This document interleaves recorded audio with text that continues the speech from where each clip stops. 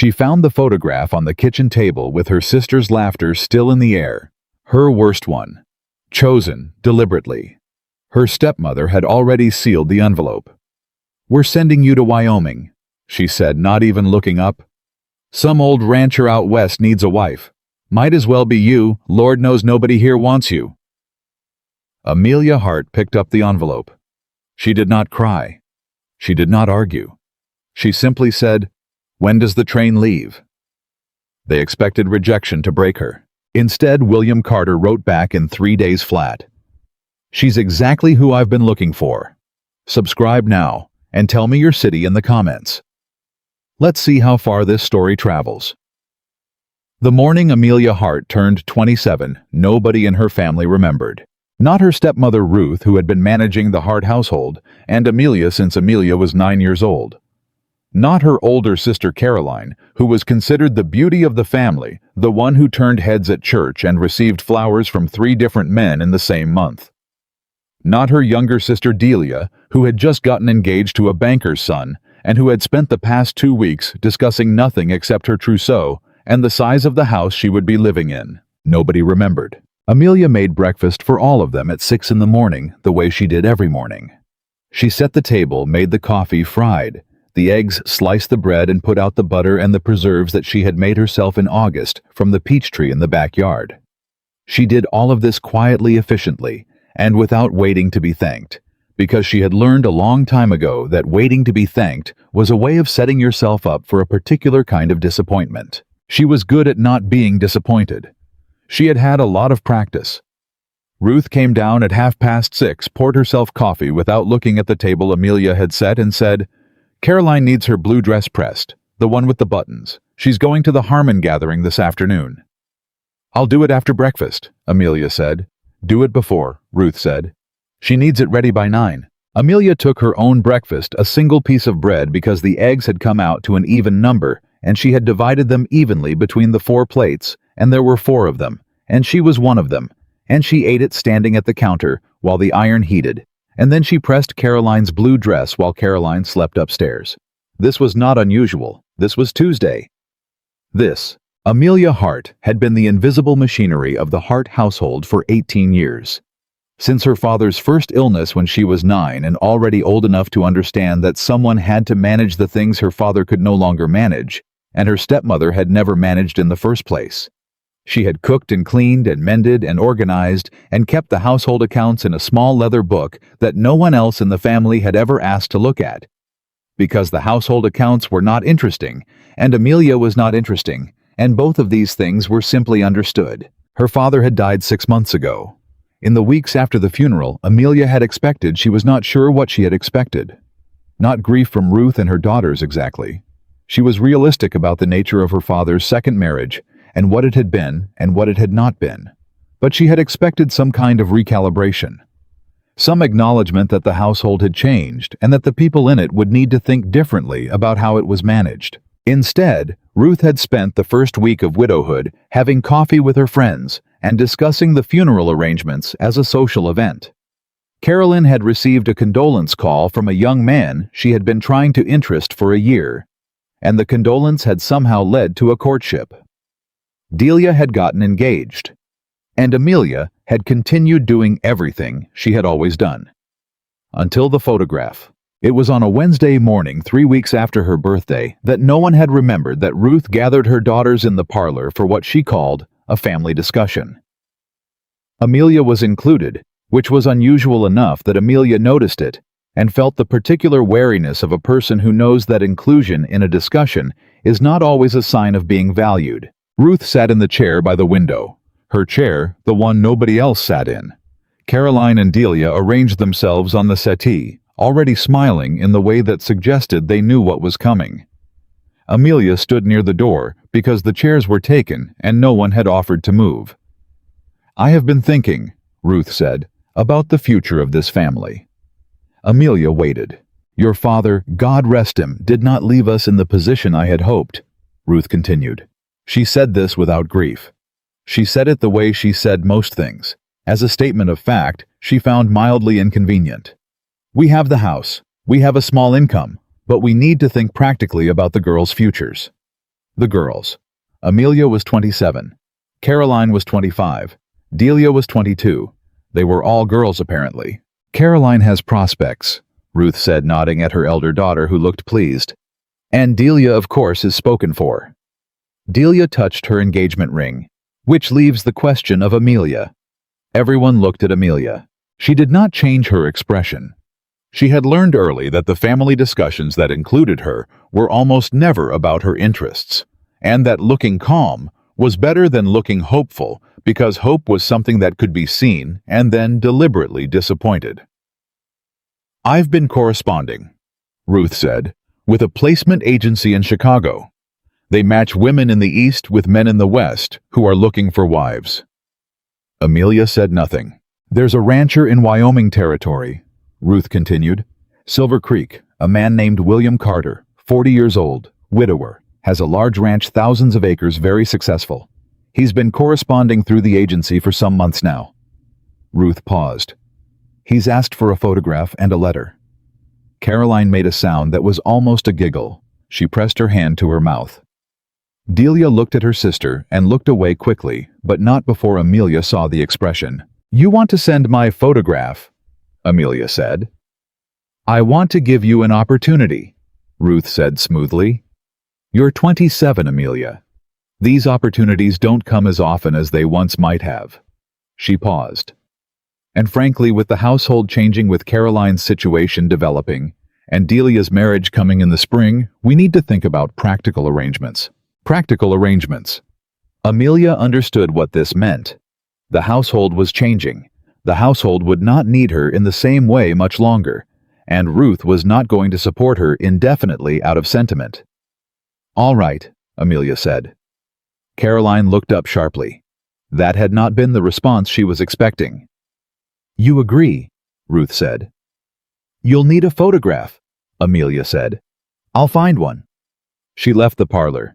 She heard behind her, as she reached the hallway, Caroline's voice dropping to a stage whisper that was not actually a whisper at all.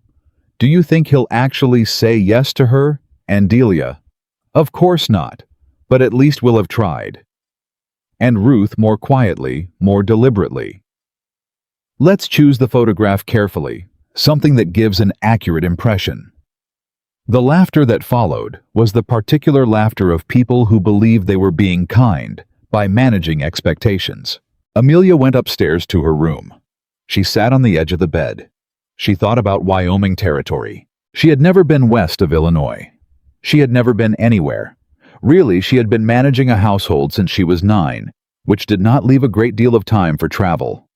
She knew what she knew from books and from the newspaper, and from the letters her father had occasionally received from a cousin who had gone west 20 years ago, and whose letters described a place that was hard and cold and demanding, and also, somehow in the specific quality of the language the cousin used more itself than the places Amelia had always lived. She thought about what Ruth had said, practical arrangements. She thought about Caroline's laughter and Delia's look away, and the letter to the placement agency that was already written, she was fairly certain, waiting only for a photograph to complete it. She thought about staying. She thought about what staying looked like, what the next 10 years looked like in this house, with these women managing things, and being managed, and pressing dresses, and making breakfast for people who did not remember her birthday. She went to find the photograph. The one they chose, she found it later in Ruth's sewing basket, where they had apparently been reviewing options the night before, was not her worst. It was simply the most unflattering. It had been taken at her father's funeral, which meant her eyes were tired, and her expression was the specific blankness of grief that did not photograph as grief, but as emptiness. She was not looking at the camera. Her hair was not arranged particularly well. She could hear what they had said when they chose it. Well, he asked for accuracy. She picked up the photograph. She looked at it for a long moment. Then she picked up her pen, and she wrote the letter that would go with it.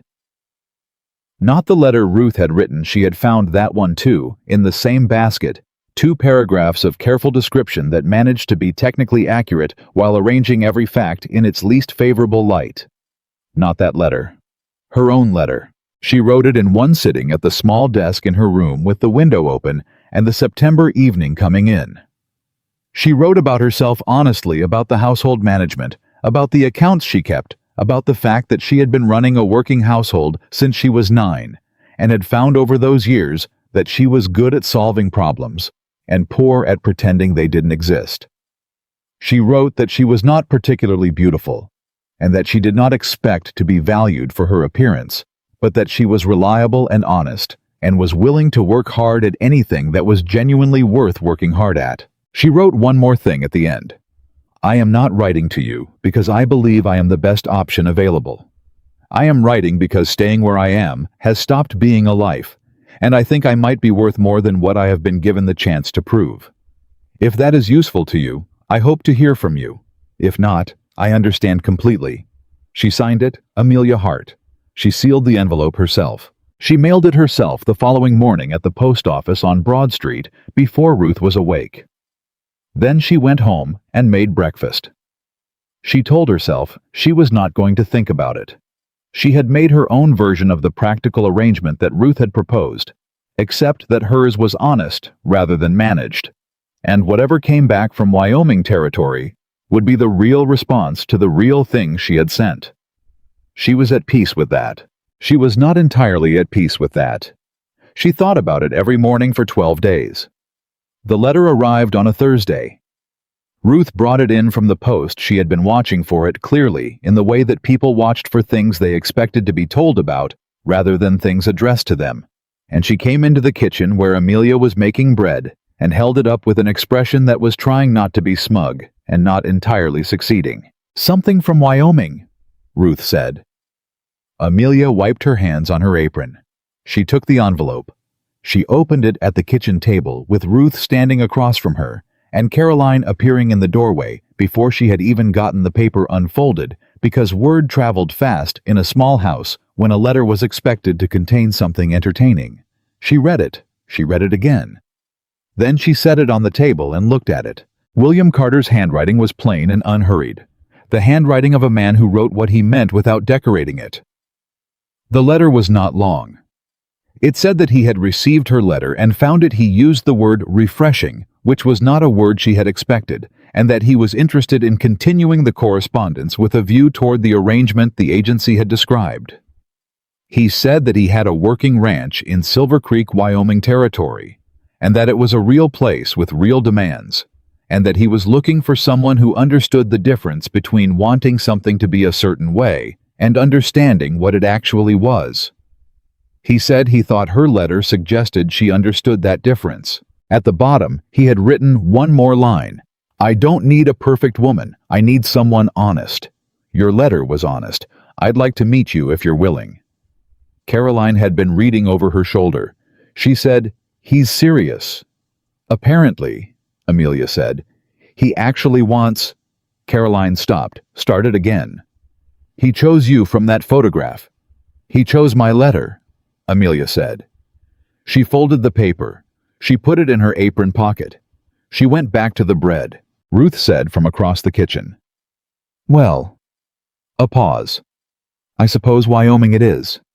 Her voice was careful, not pleased, not the reaction she had planned, on which had been something along the lines of gentle regret delivered over the rejection letter. She was recalibrating. Amelia could hear the recalculation happening, and she did not particularly care about it. She wrote back to William Carter that afternoon. She told him she was willing to travel west. She asked 2 questions. She asked about his son, because his letter had mentioned a son named Henry without detail, and she wanted to understand what she was going into.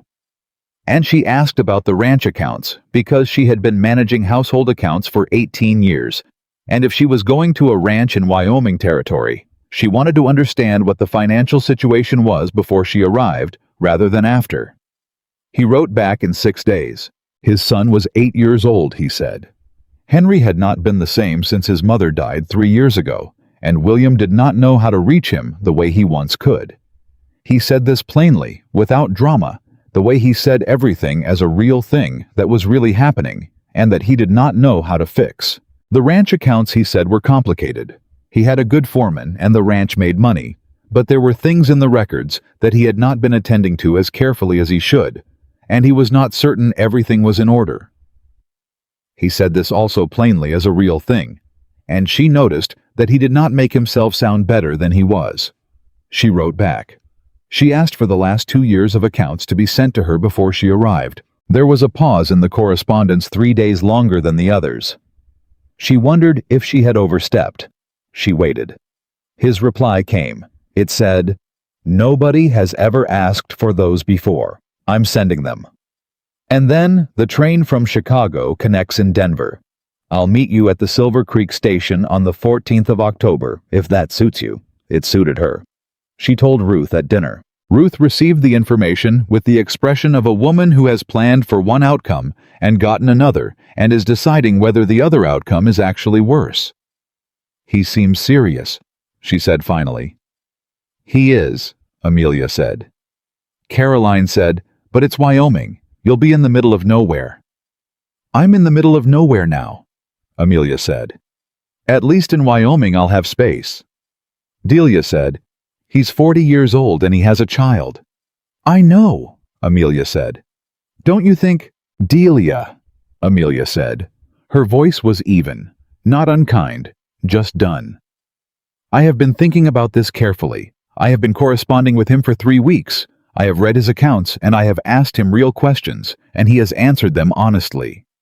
She looked at her younger sister. "I am going." Delia was quiet. Ruth looked at her plate. Caroline looked somewhere else. Amelia finished her dinner. The accounts arrived 2 days later.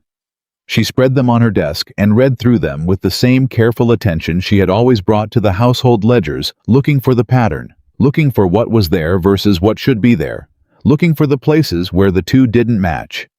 She found several. Not fraud, not at first glance, not from the outside. But there were supply costs that did not match the quantities recorded. There were payment records that did not align with delivery records. There were 2 line items that appeared in different parts of the accounts at figures that could not both be correct. She made notes. She wrote to William Carter, "I have found some discrepancies in the accounts. I will need to see the original invoices when I arrive to understand them fully. Please keep them accessible." He wrote back the same day she got his letter, which meant he had been quick. "You found that in the accounts I'll have everything ready." She packed 4 days before the train. She did not pack a great deal. 2 work dresses, 1 better dress. Her books, not all of them, just the ones she could not manage without. Her sewing kit. The leather account book she had been keeping for the Hart household because it was hers and she was taking it. Her mother's Bible, which was the only thing from her mother she still had. The morning she left, Ruth gave her a small envelope with some travel money, not much, but genuine. Caroline hugged her briefly and slightly awkwardly, with the expression of someone performing a feeling they weren't certain they were actually having. Delia cried, which surprised Amelia, and which she thought might be real.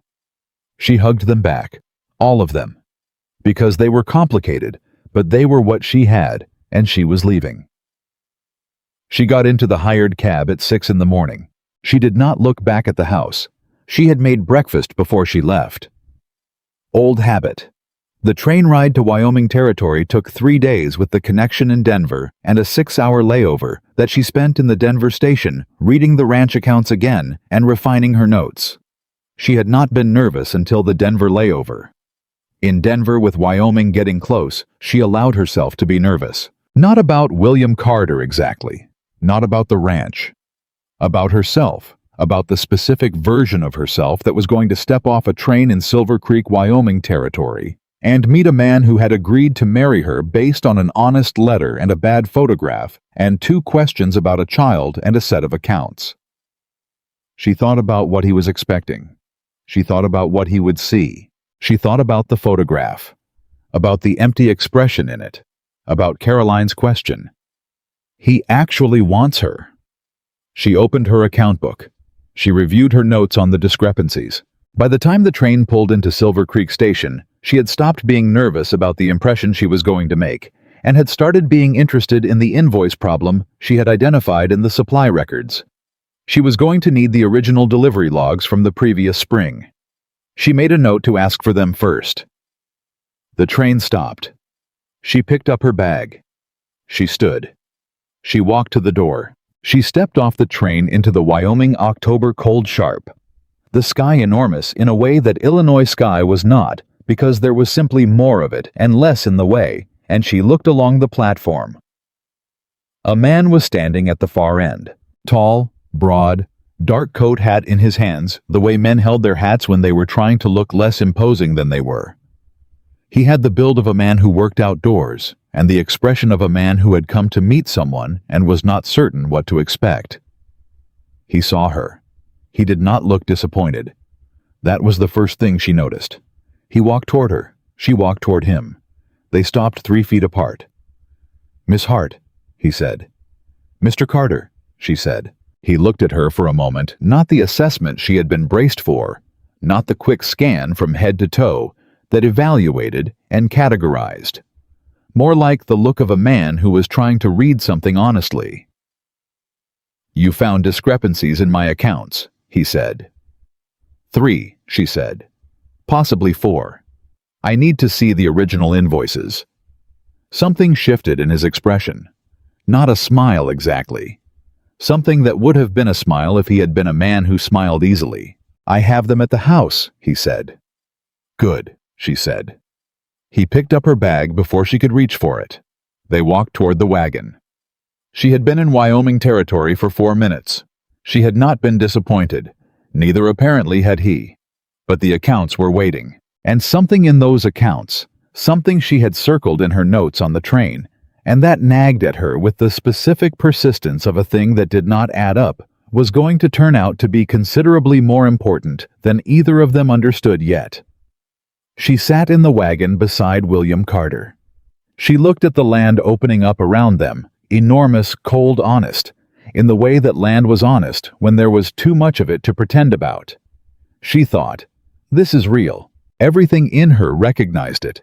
She was exactly where she was supposed to be, and the accounts were going to prove it, though not in the way she expected.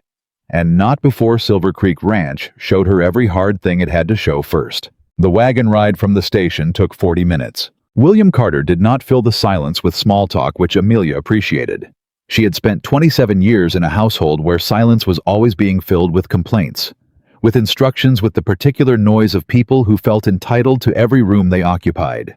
William's silence had a different quality. It was the silence of a man who was used to wide spaces and had learned not to be afraid of them. She used the 40 minutes to look at the land and to think about the invoice problem, the discrepancy in the spring supply records. She said somewhere around the 20th minute. "The feed costs don't match the delivery quantities. Either the feed was priced higher than the invoice shows, or the quantity recorded in the accounts is incorrect." William looked at her, not startled, more like a man recalibrating which conversation he had expected to be having. "Or someone took the difference," he said. "That's the third possibility," she agreed.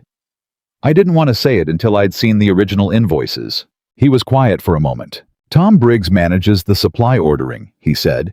"He's been with the ranch 8 years. That doesn't mean he's not the problem," she said.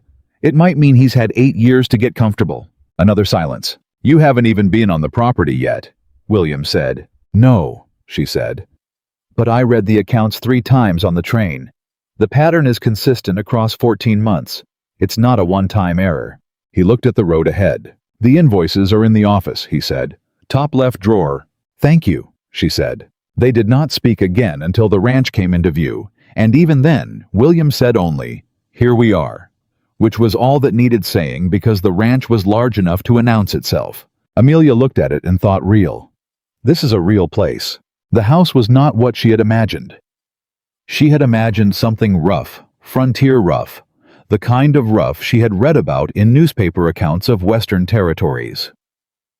What she found was a large, well-built house that had clearly been constructed by someone who cared about it, with a wide porch and solid construction and windows that faced the mountain view.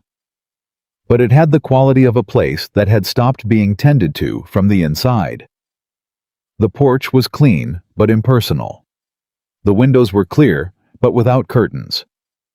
The whole thing had the feeling of a body from which the warmth had been carefully preserved on the outside, while something essential had gone cold within. She understood about that kind of house. She had lived in one. A woman came out onto the porch as they pulled up, middle-aged, practical, with the expression of someone who had been managing a situation alone for longer than was comfortable. She introduced herself as May the housekeeper and looked at Amelia with the thorough, honest assessment of a woman who had been in charge and was now determining what kind of change was arriving. "Miss Hart," May said. "Mrs. Carter now shortly," Amelia said. "But Miss Hart is fine until then." May blinked. Then something in her expression adjusted, not warmth exactly, but a recalibration upward. A woman who stated her own position plainly was a kind of woman May apparently had time for. "I'll show you the house," May said. "In a few minutes?" Amelia said. "Could you tell me where Henry is?" May and William both looked at her. "He's in the barn," William said slowly. "He usually is after school." "Does he know I'm arriving today?" Amelia said. A pause. "I told him," William said. "What did he say?" Another pause longer. "Nothing." Amelia nodded. "I'll see the house later, May. Thank you." She turned to William. "Would you take me to the barn?" William looked at her for a moment, with the expression she was beginning to recognize the one that appeared when she did or said something that did not match whatever he had been expecting, and he was deciding whether this was a problem or not. He decided it was not. "This way," he said. The barn was large and smelled of hay and horses and the particular clean animal smell that Amelia did not know well, but found she did not mind. She followed William through the wide doors and into the dimmer interior. Henry Carter was in the far corner sitting on an overturned crate doing nothing. He was 8 years old and small for it, with his father's dark hair and an expression that Amelia recognized immediately because she had worn a version of it herself for most of her childhood. The expression of a person who has decided that the safest position is to want as little as possible. He looked up when they came in. He looked at Amelia. He looked at his father. He looked back at the hay. "Henry," William said. "This is Miss Hart. She's come from back east." Henry said nothing. William looked at Amelia with the helpless expression of a man who had been failing this particular conversation for 3 years and knew it and didn't know what to do about it. Amelia walked to the crate next to Henry's and sat down on it. Henry did not look at her. "What's wrong with the black horse in the third stall?" she said. Henry blinked. He looked up. "She's favoring her left front," Amelia said. "I noticed when we came in. Has she been doing that long?" Henry stared at her. "You noticed that?" "The way she was standing," Amelia said. "Does she do it all the time or just sometimes?" A pause. "Just sometimes," Henry said, "after she's been running." "Has your father's man looked at her?" "Mr. Briggs said she was fine." Amelia filed the name Briggs again. "What do you think?" she said. Henry looked at her with the suspicious attention of a child encountering an adult who has asked him a real question rather than a courtesy one. "I think her shoe might be wrong," he said. "The left front. The angle's off." "That sounds right to me," Amelia said. "Have you told your father?" "He's busy," Henry said. Amelia looked at William over Henry's head. William's face had done something complicated. "Well," Amelia said to Henry, "I think you should tell him. You noticed something that the man who's supposed to be noticing things missed. That matters." Henry looked at the hay again. "Why do you care about the horse?" he said. It was not rude. It was the honest question of a child who had learned to look for motives. "Because she's hurting, and somebody should care about that," Amelia said. "And because you noticed, which means you're paying attention, and people who pay attention are the most useful people there are." Henry was quiet. "You're not what I thought you'd be," he said. "What did you think I'd be?" Amelia said. He shrugged, the shrug of a child who had thought something he wasn't prepared to say out loud. "I haven't decided yet," he said finally. "That's fair," Amelia said. "I haven't decided yet either. We can both keep deciding." She stood up. "I'm going to look at the invoices now," she told William, "and then I'd like to see the kitchen." They left Henry in the barn. Walking back to the house, William said quietly, "He hasn't talked that much to a stranger since his mother died." Amelia said, "He's not closed, he's careful. Those are different things." William looked at her. "Yes," he said, "they are." The invoices were in the top left drawer of the office as promised. Amelia sat at the desk and spent the next 2 hours going through them, while William dealt with the afternoon's ranch business, and May made something in the kitchen, whose smell reached the office in waves that reminded Amelia she had not eaten since Denver. What she found in the invoices was worse than the accounts had suggested. Not dramatically worse, not the kind of fraud that announced itself. The quieter kind. The kind that happened when someone understood that small, consistent discrepancies were harder to detect than large, obvious ones. The feed invoices showed one price. The accounts showed another. The difference per delivery was not large. Across 14 months of deliveries, it was significant. She also found something she had not expected. A second set of discrepancies, smaller and different in character, in the lumber records from last winter. Someone had been ordering lumber for fence repairs, billing it to the ranch, and the fence repair records did not show work that matched the volume of lumber purchased. She sat back. She thought about Tom Briggs, who had been with the ranch for 8 years. She thought about the timing. The discrepancies started approximately 2.5 years ago, not long after William's wife died. A man who had watched his employer go through grief and loss, and the particular diminishment that came with that kind of pain, and had made a calculation about what could be taken while no one was paying careful attention. She made a clean list of every discrepancy. Dates, amounts, the specific invoices involved. She cross-referenced it against the delivery records and the payroll records to see if there were any other names connected to the pattern. There were. One name appeared consistently in the delivery records on the days that matched the overcharged invoices. Not Briggs, someone else. A man named Colton, listed as a delivery driver for the supply company. She added this to her notes. Then she went to find May and ask about dinner. May was in the kitchen, a large practical woman, doing large practical things with a stew that smelled like the best thing Amelia had encountered in days. She looked up when Amelia came in. "Dinner's at 6, May said. "Is there anything I can do?" Amelia said. May looked at her. The assessment again more thorough this time, now that the initial shock of arrival had settled. "You cook," she said. "I've been cooking since I was 9, Amelia said. May handed her a knife and a pile of carrots without another word. They worked side by side for 40 minutes, without talking much, which suited Amelia. When the carrots were done, May said without looking up from the pot, "He's a good man." "I believe that," Amelia said. "He's had a hard 3 years." "I know," Amelia said. "He told me." May looked up. "He told you in the letters?" "Yes." "He doesn't tell people things," May said. "Not usually." "He told me because I asked," Amelia said. "I think he's been waiting for someone to ask." May looked at her for a long moment. Then she went back to the pot. "The bread's in the second drawer," she said. "If you wouldn't mind slicing it."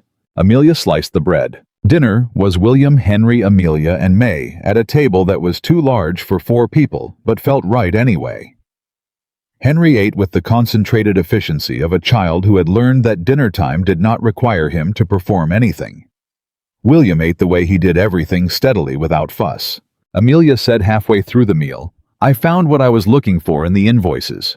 William set down his fork. "And it's Tom Briggs," she said. 14 months of overcharged supply invoices. There's also a lumber discrepancy from last winter that I need to investigate further. And there's a name that appears consistently in the delivery records on the relevant dates, a man named Colton, who works for the supply company. The table was completely still. May had stopped moving. Henry was looking at his father. William said, "How much?" She told him the figure she had calculated. He was quiet for a moment. "That's significant." "Yes," she said. "I trusted him," William said. The words were flat, not performing betrayal, just the fact of it. "I know," she said. "That's why it worked." Henry said, "Miss Amelia, how did you find it when nobody else did?" "Because I read everything," she said. "And when 2 numbers that should match don't match, I write it down and keep looking until I understand why." Henry thought about this. "Like the horse's shoe," he said. "Exactly like that," she said. William looked at his son, then at Amelia. He picked up his fork. "After dinner," he said, "I need to think about what to do about Briggs." "I have some thoughts," Amelia said. "I expect you do," he said.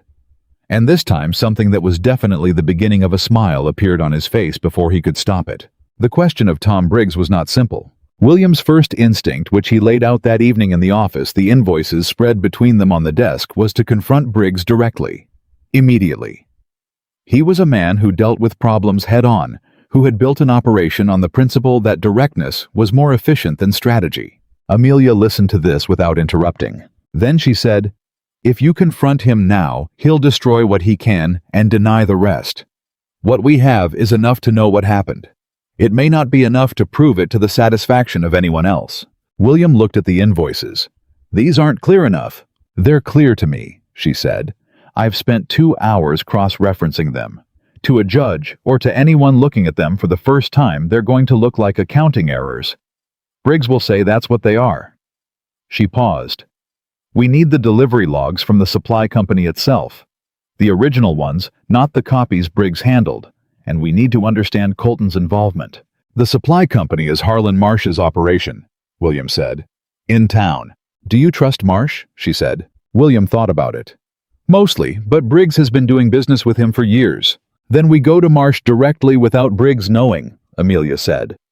And we ask for the delivery logs on a pretext, say you're auditing the accounts as part of a general review. Nothing that signals what we know. William looked at her across the desk. You've done this before, he said. I've managed household accounts for 18 years, she said.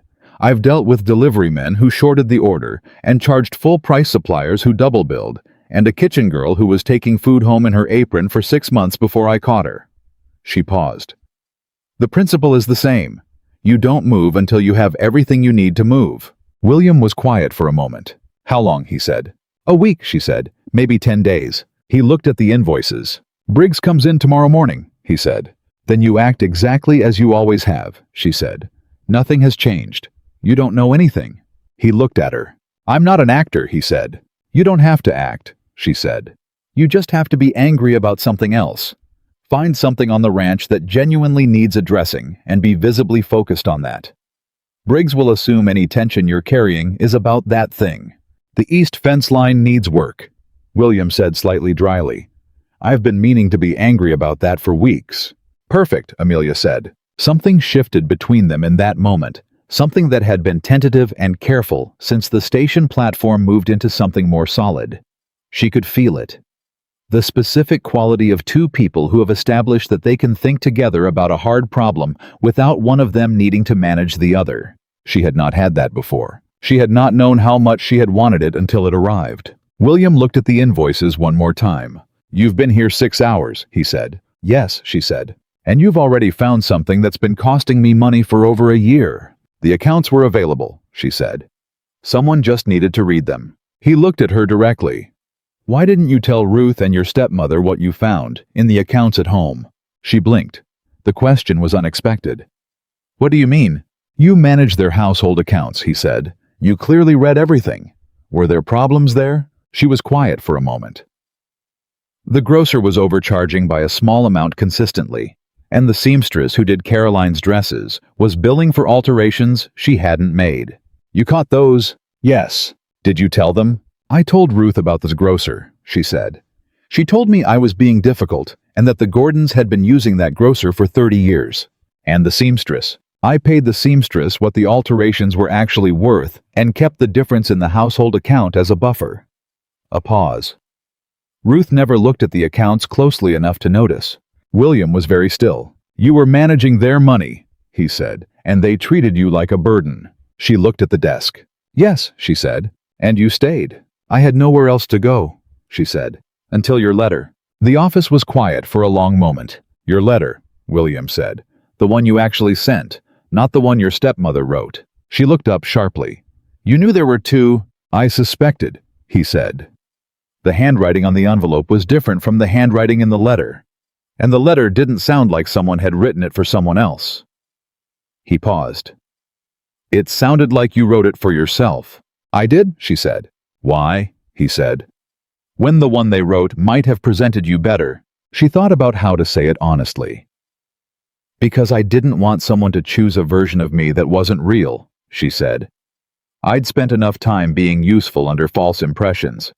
I wanted to know if anyone would choose the actual thing. He looked at her for a long moment. I chose the actual thing, he said. I know, she said. That's why I'm here. They went to see Harlan Marsh the following Tuesday. William drove into town with Amelia beside him, which was itself a statement the town of Silver Creek had been watching the wagon from the station, had been watching the new woman at Carter's ranch with the accumulated interest of a small community that did not have enough new information and was making the most of what it had. She was aware of being looked at as they moved through the main street. Not hostile looks, curious ones, which were in some ways harder to manage because they asked for something rather than deflecting it. Marsh's supply company was on the main street, a wide building that smelled of grain and rope, and the particular smell of everything necessary gathered in one place. Marsh himself was behind the counter, a broad man in his 50s, with the cautious friendliness of someone who had been in commerce long enough to know that friendliness was sometimes a precaution. "Carter," he said, "don't often see you in on a Tuesday." "General review of the accounts," William said. "Been meaning to get to it. Thought I'd come in personally for the delivery logs last 18 months. Marsh looked between them. "This is Miss Hart," William said. "She's been going over the ranch records." "Pleasure," Marsh said with the careful tone of a man assessing a variable he had not anticipated. "The delivery logs," Amelia said. "If it's not too much trouble." Marsh went to the back. While he was gone, Amelia looked around the front room. She was looking at the order book on the counter, which was open to the current week. She read it the way she read everything quickly, completely, without appearing to be reading carefully. She saw Briggs' name on 3 orders. She noted the quantities. She noted the prices. Marsh came back with a ledger and a box of delivery receipts. They spent an hour at the counter with Marsh present throughout, going through the records. William asked questions. Amelia listened and looked at the documents and occasionally asked a question of her own, always practical, always specific, never revealing what she was actually looking at. What she found confirmed everything. Colton, the name from the ranch delivery records, had his own entry in Marsh's ledger. Not as a delivery driver. As a secondary recipient for certain orders. Orders that showed Carter Ranch as the billing address, but Colton's address as the delivery location. She did not point this out to Marsh. She made a mental note of the page number. In the wagon on the way back, she told William what she had found. He was quiet for a long time. "Colton," he said. "He's Briggs's brother-in-law." She looked at him. "Briggs' brother-in-law was receiving supply deliveries billed to your ranch," she said. "So Briggs ordered supplies, billed them to me, and had part of them delivered to Colton," William said. "And Colton either used them or sold them," she said. "Probably sold them. There's a secondary market for feed and lumber in any territory this size." William's hands on the reins were very still. "I need to go back to Marsh," he said. "With the documentation." "Not yet," she said. "We need one more thing." "What?" "We need Marsh to tell us in front of a witness that he didn't know," she said. "Because right now we don't know if Marsh was part of it, or if Briggs and Colton were running this without his knowledge." She paused. "If Marsh knew, then you have a different problem. If he didn't know, then he's going to be furious, and a furious Marsh is more useful to you than a polite one." William looked at her. "How do you know how to do this?" he said. "I don't," she said. "I'm thinking through the logic. You've been in Wyoming for 5 days. The logic doesn't change based on geography," she said. He made a sound that was somewhere between a laugh and an acknowledgement. "No," he said. "I suppose it doesn't." They were almost back to the ranch when Henry came running out from the barn. He was moving fast enough that both of them sat up, the specific alertness of people who recognized urgency in a child's run. "Papa," Henry called. "Mr. Briggs is in the office. He was looking at something in the desk." William was off the wagon before it fully stopped. Amelia followed quickly. Briggs was in the front room of the house when they came in. Not the office, the front room, with the expression of a man who had just had enough time to remove himself from where he had been and position himself where he should have been. "Carter," he said. "Didn't hear you come back." "Briggs," William said. Briggs looked at Amelia. "The new woman," he said, not rudely assessingly. "Getting settled in." "Quite well," Amelia said pleasantly. "I've been reviewing the accounts." Something moved behind Briggs's eyes. Quick, controlled. "Find anything interesting?" he said. "Several things," she said. "I have some questions about the spring feed invoices when you have a moment." Briggs looked at William. "Now isn't a good time," he said. "I came to talk to Carter about the east fence line." "The fence line can wait," William said. His voice was the quiet voice of a man who had decided something. "The invoices, Briggs." The room was absolutely still. Henry, who had followed them in, was standing very quietly near the door in the way of a child who understood that something important was happening and was trying to be invisible enough to stay for it. Briggs made the calculation that Amelia had been watching for, the calculation a guilty man made when he was deciding how much had been found and whether running was better than staying. He decided to stay, which meant he had decided there was nothing definitive yet. He didn't know what she had found in Marsh's records. He was going to manage this. "The spring invoices," he said, and his voice was easy. Too easy. There were some pricing changes in March. Marsh raised his rates. "I should have flagged that for you." "Which lines?" Amelia said. "The corn feed mostly," Briggs said.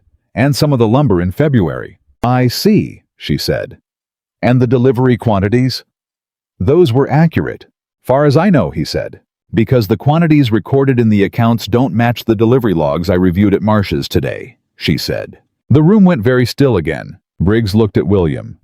"I don't know what she thinks she found." "Miss Hart," William said, "not she." Briggs looked back at Amelia. She held his gaze steadily. Not aggressive, simply present. The same way she had held herself in a household that told her she wasn't enough, upright, clear-eyed, exactly where she had decided to be. "The discrepancies are documented," she said, "across 14 months. The delivery logs at Marsh's show a secondary recipient for a number of orders billed to this ranch. The name Colton appears consistently." She paused. "Is that name familiar to you?"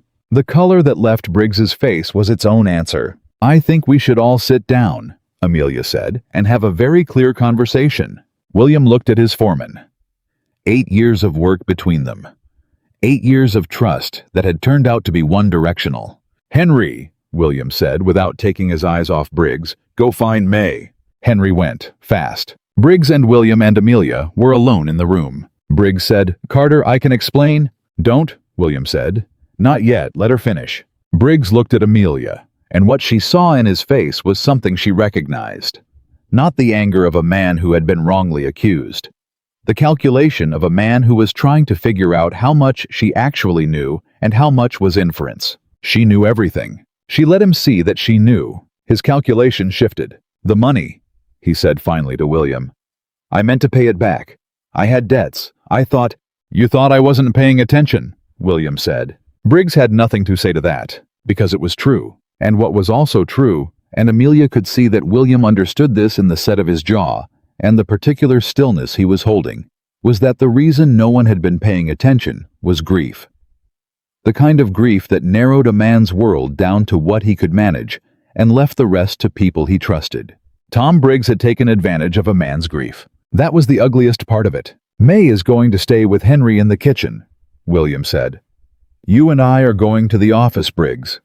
And Miss Hart is going to bring the documentation." He paused.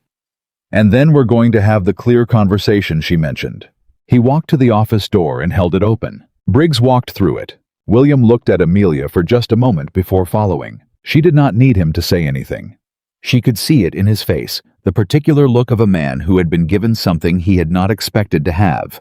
Not rescue, not relief, something more specific than that. The look of a man who had not had someone in his corner for 3 years and who had just found out what that felt like again. She picked up the documentation from the desk. She walked into the office. And Tom Briggs, who had spent 14 months assuming that a grieving man and an empty house left room for whatever a person was willing to take, discovered that the house was no longer empty. And the woman who had arrived from the East as a joke, her family told about themselves, had just become the most important person on the richest ranch in Silver Creek, Wyoming territory. Not because she had asked to be, because she had simply, in the way she had always done, everything looked at what was actually there. And the work, it turned out, was only beginning. Tom Briggs confessed in the office that evening, in the particular way that men confessed when they understood that denial was no longer available to them. Not with remorse exactly, but with the deflated practicality of someone who had been running a calculation and watched it fail. He had been skimming the supply invoices for 14 months. The lumber scheme had started 8 months ago when he realized the feed arrangement had not been detected. Colton had handled the resale of diverted supplies through a contact in Cheyenne. The total, when Briggs finally confirmed the figures Amelia had calculated, was within $12 of what she had written in her notes. She did not say anything about the $12. William sat across from Briggs for most of the conversation with his hands flat on the desk and his face carrying the specific expression of a man who was keeping himself controlled because the alternative was something he had decided he was not going to be. He asked questions in a voice that was very quiet. The quieter he got, the more Briggs talked, which was a dynamic Amelia noted and filed away. When Briggs was done, William said, You'll be gone by morning. Everything you're owed through today will be paid. The rest will settle through the magistrate." Briggs looked up sharply. "The magistrate?" "You stole from this ranch," William said. "I'm not pretending that didn't happen because we've worked together. That's not how I do things." Briggs looked at Amelia. It was a brief look, the look of a man trying to determine how much of this outcome was attributable to the woman sitting beside his employer. "Don't," William said without looking at her. He had caught it too. Briggs left at 8 o'clock. May put Henry to bed. William and Amelia sat in the office in the particular silence of two people who had just done something difficult together and were letting it settle. "You should know," William said finally, "that this is going to become known in town. Briggs has friends. The version he tells is going to be different from what happened in this room." "I know," Amelia said.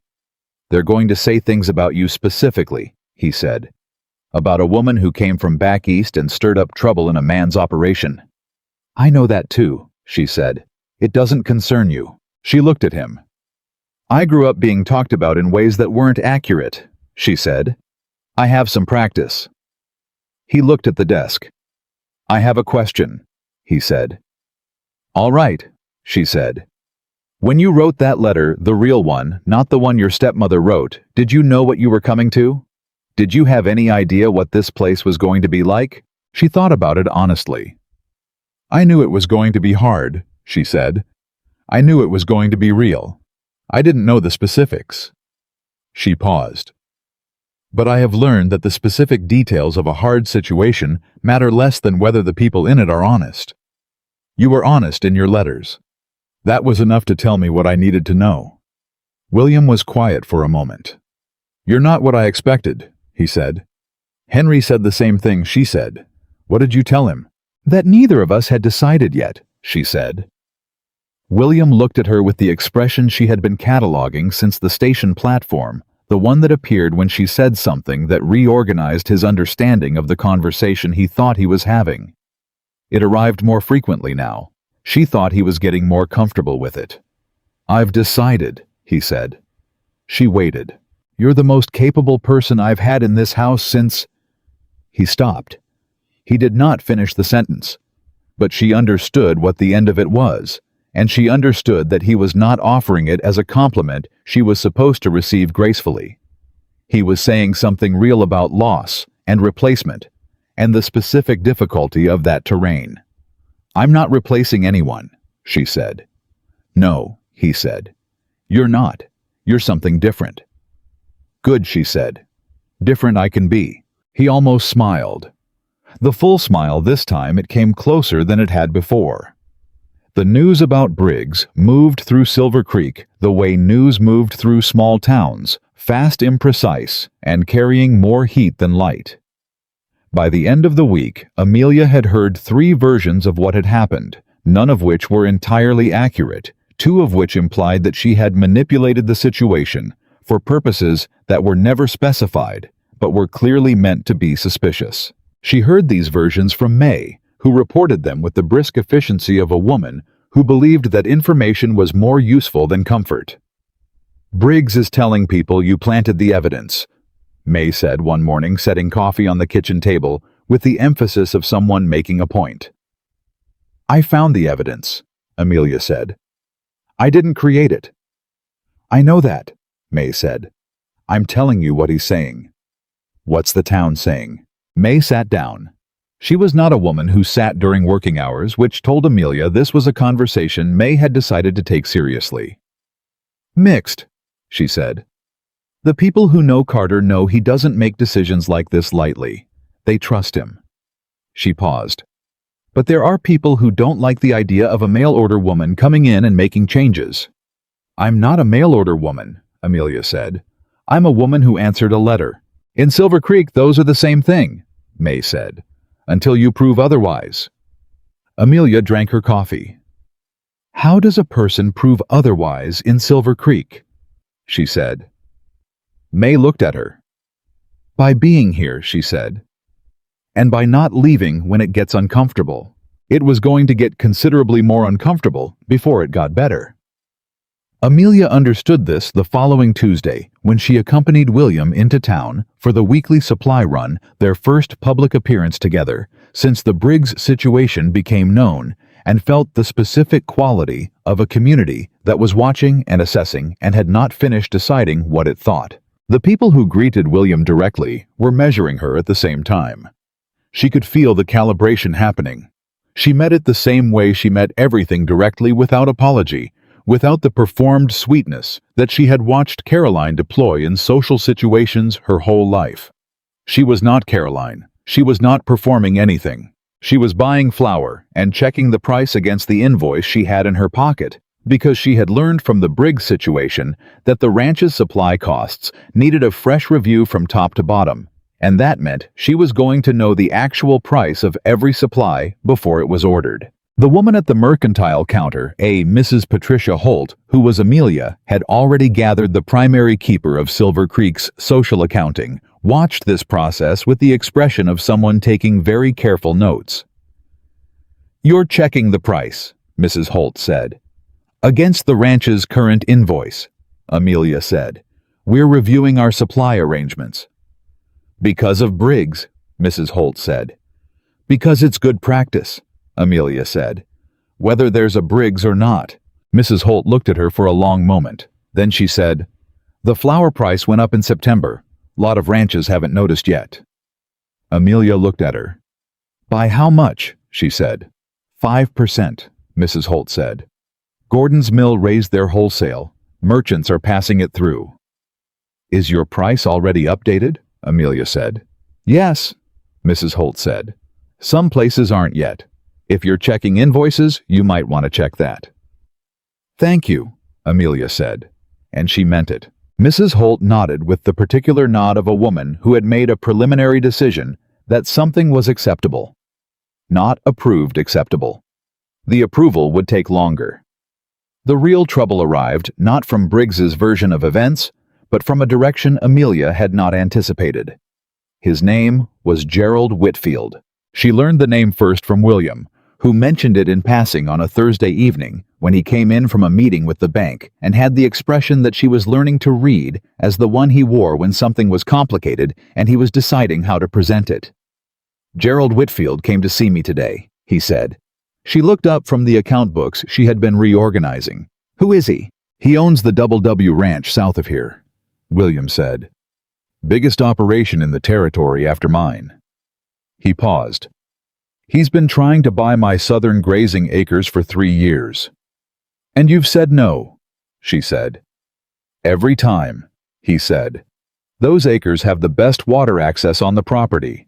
Give those up and the whole grazing rotation breaks down." "So why did he come today?" William sat down. He heard about Briggs.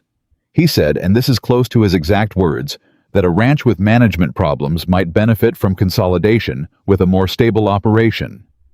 Amelia set down her pen. "He came to make an offer," she said. "He came to suggest that I might want to sell before my situation got worse," William said. "He thinks your situation is getting worse," she said. "He thinks a woman managing the accounts is a sign of instability," William said. He didn't say that directly. He said it the way men like Whitfield say things around the edges, so you hear it without him having to defend it. Amelia was quiet for a moment. "What did you tell him?" she said. "I told him the ranch wasn't for sale," William said, "and that our management situation was in better order than it had been in 2 years. "How did he respond?" "He smiled," William said. "The kind of smile that means he's decided he's going to wait." She thought about this. About a man who had been circling a property for 3 years and who had seen an opportunity in Briggs's departure and was now deciding whether the arrival of a woman from the East was a sign of weakness or simply a new variable to be managed. "He'll look for another angle," she said. "Yes," William said. "He always does." "Tell me about the southern acres specifically," she said. "The water access, the grazing rotation. What would actually happen if those acres left the ranch?" he told her. She listened for 40 minutes, asking questions that were specific enough that William stopped in the middle of several answers to look at her with that expression before continuing. By the end, she had a clear picture of why the Southern Acres mattered, and what Whitfield's actual strategy was likely to be. "He doesn't need the acres for grazing," she said. "No," William said. "He has enough of his own.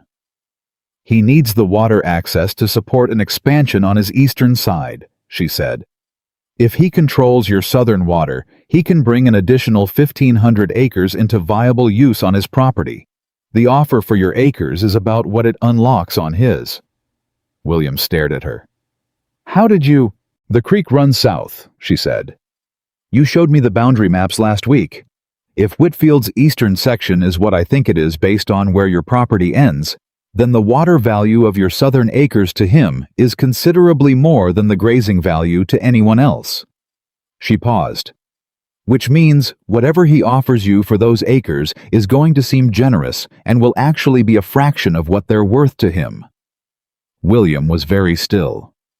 "You looked at the boundary maps," he said. "I look at everything," she said. He leaned back in his chair. "My lawyer drew up an assessment of the Southern Acres 2 years ago," he said. "The value he put on them didn't account for the water rights impact on adjacent property." "No," she said. "It wouldn't. That's a more complex calculation." She picked up her pen. "I can work it out if you have the creek survey documents." He got up and went to the filing cabinet without being asked, and came back with a roll of survey maps. They worked until midnight.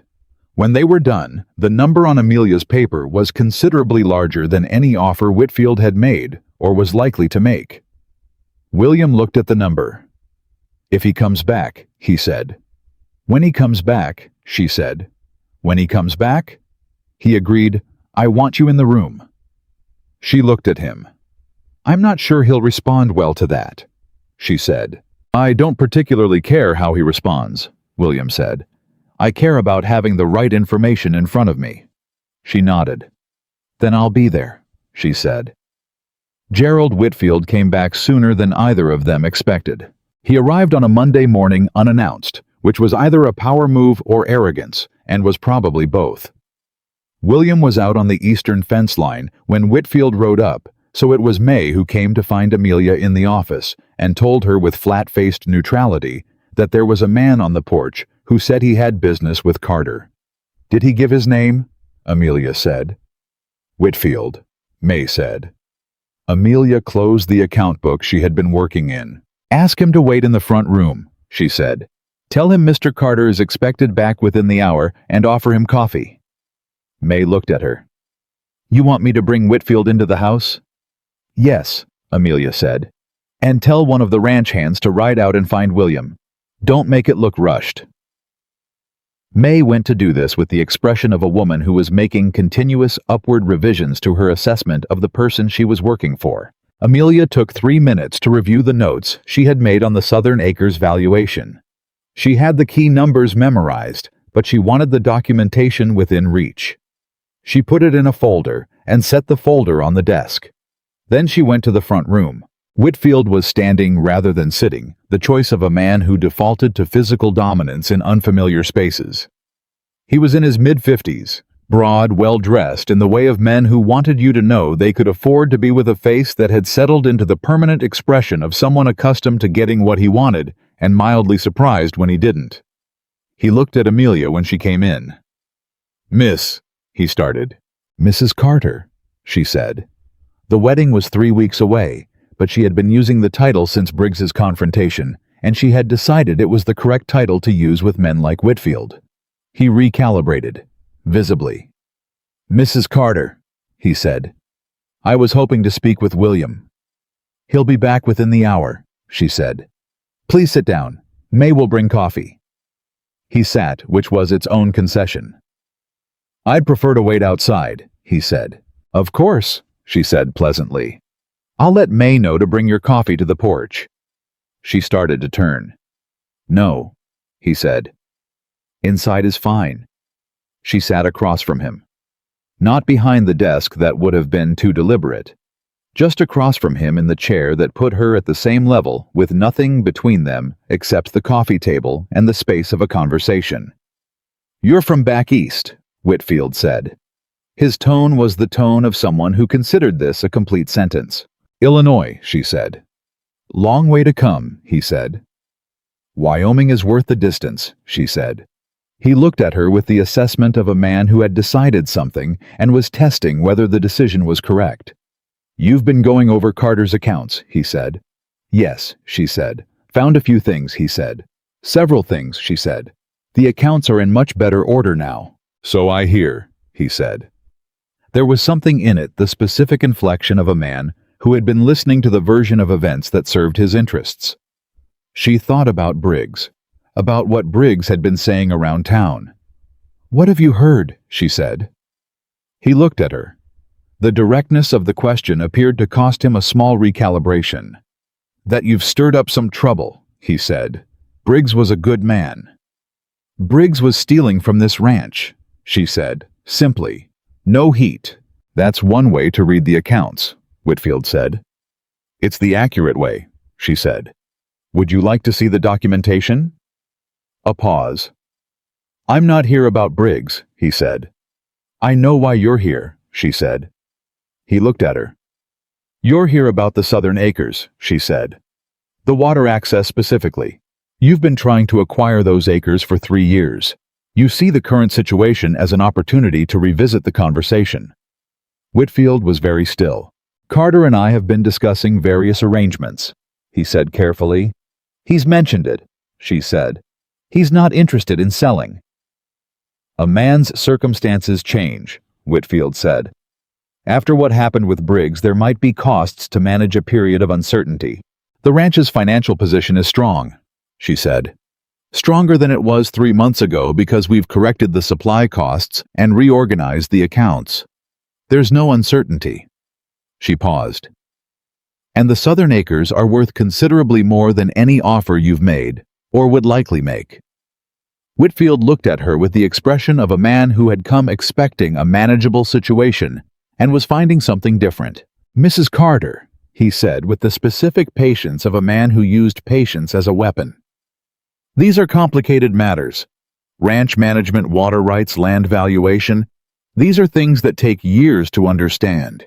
I've been here 6 weeks, she said. But I have been managing accounts and understanding the relationship between assets and liabilities since I was 9 years old. The calculation on the water rights impact to your eastern section took me one evening. She let this land. I am happy to share it with you if you think the number would be useful for your planning. The silence that followed was the particular silence of someone who had made an assumption and been shown very directly that the assumption was wrong. Whitfield said, You calculated the value of those acres to your operation specifically, she said. Not the general market value. The specific value based on what controlling that water access would unlock on your eastern side. She paused. Would you like to discuss it now, or would you prefer to wait for William? The front door opened.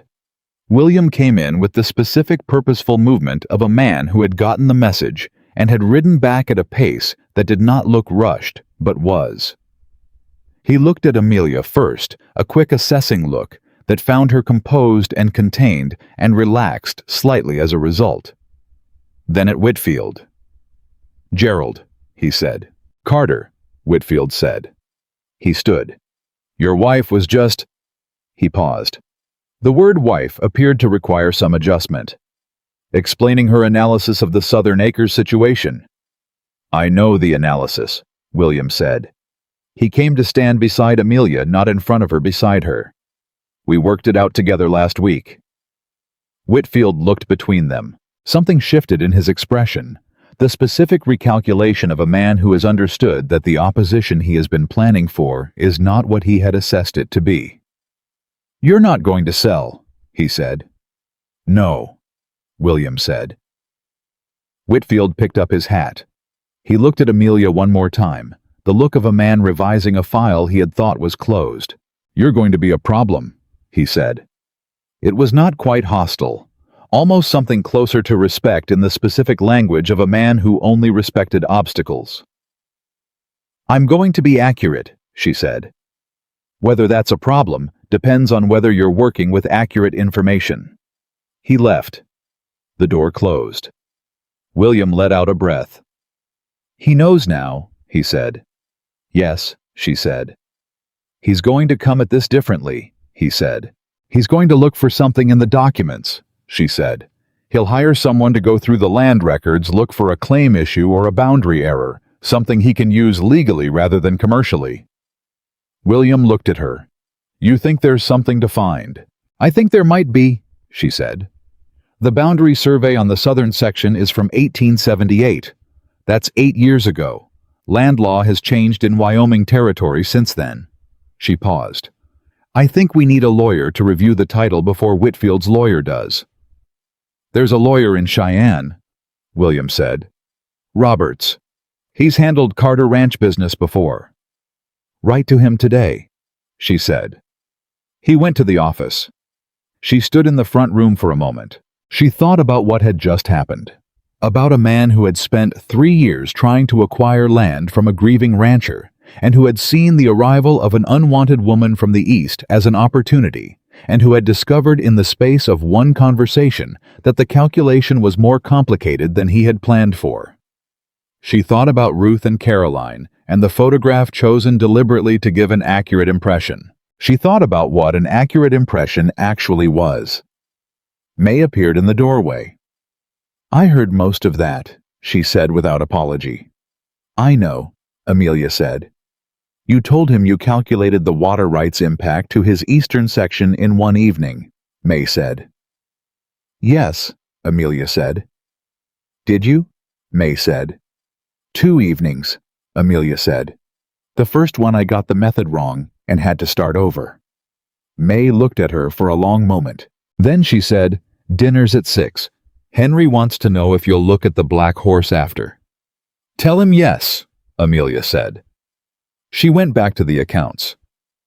The letter from Roberts the Cheyenne lawyer arrived 10 days later and confirmed what Amelia had suspected. The 1878 boundary survey on the southern section had a notation that referenced an earlier water rights agreement, a provisional agreement from 1872 between the previous owner of the Carter land and a now-dissolved company that had been attempting to run a mill operation on the creek.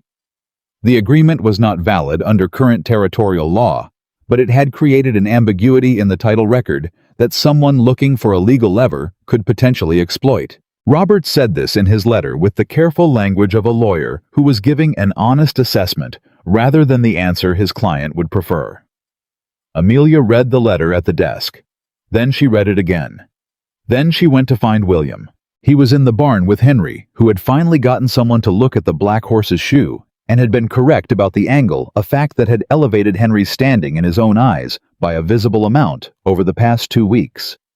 Father and son were in the middle of what appeared to be a genuine conversation about the horse when Amelia came in, and she stopped for a moment before announcing herself, because the sight of them like that, William leaning on the stall and Henry talking with his hands in the way he had when he was explaining something he cared about, was the kind of thing she needed a second to hold. She had been in Wyoming territory for 6 weeks. She had not expected to feel at home in 6 weeks. She felt at home. "Roberts wrote," she said. William looked up. Henry looked at her with the expression he had been wearing since the Briggs confrontation, attentive, measuring the expression of a child who had decided that what happened in this house was worth paying attention to. "Good or bad?" William said. "Both," she said. "Come to the office when you're finished." He came in 20 minutes. She showed him the letter. He read it.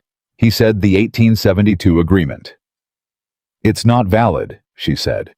"But it's on record. Whitfield's lawyer is going to find it." "Roberts can file a clear title declaration," William said, "to establish the current ownership unambiguously." "Yes," she said. "But Roberts says that process takes 3 to 4 months, and in the meantime someone could use the ambiguity to file an injunction against land use." She paused. "Meaning if Whitfield files before Roberts completes the clear title declaration, he could potentially freeze your use of the southern acres through the winter." William sat very still.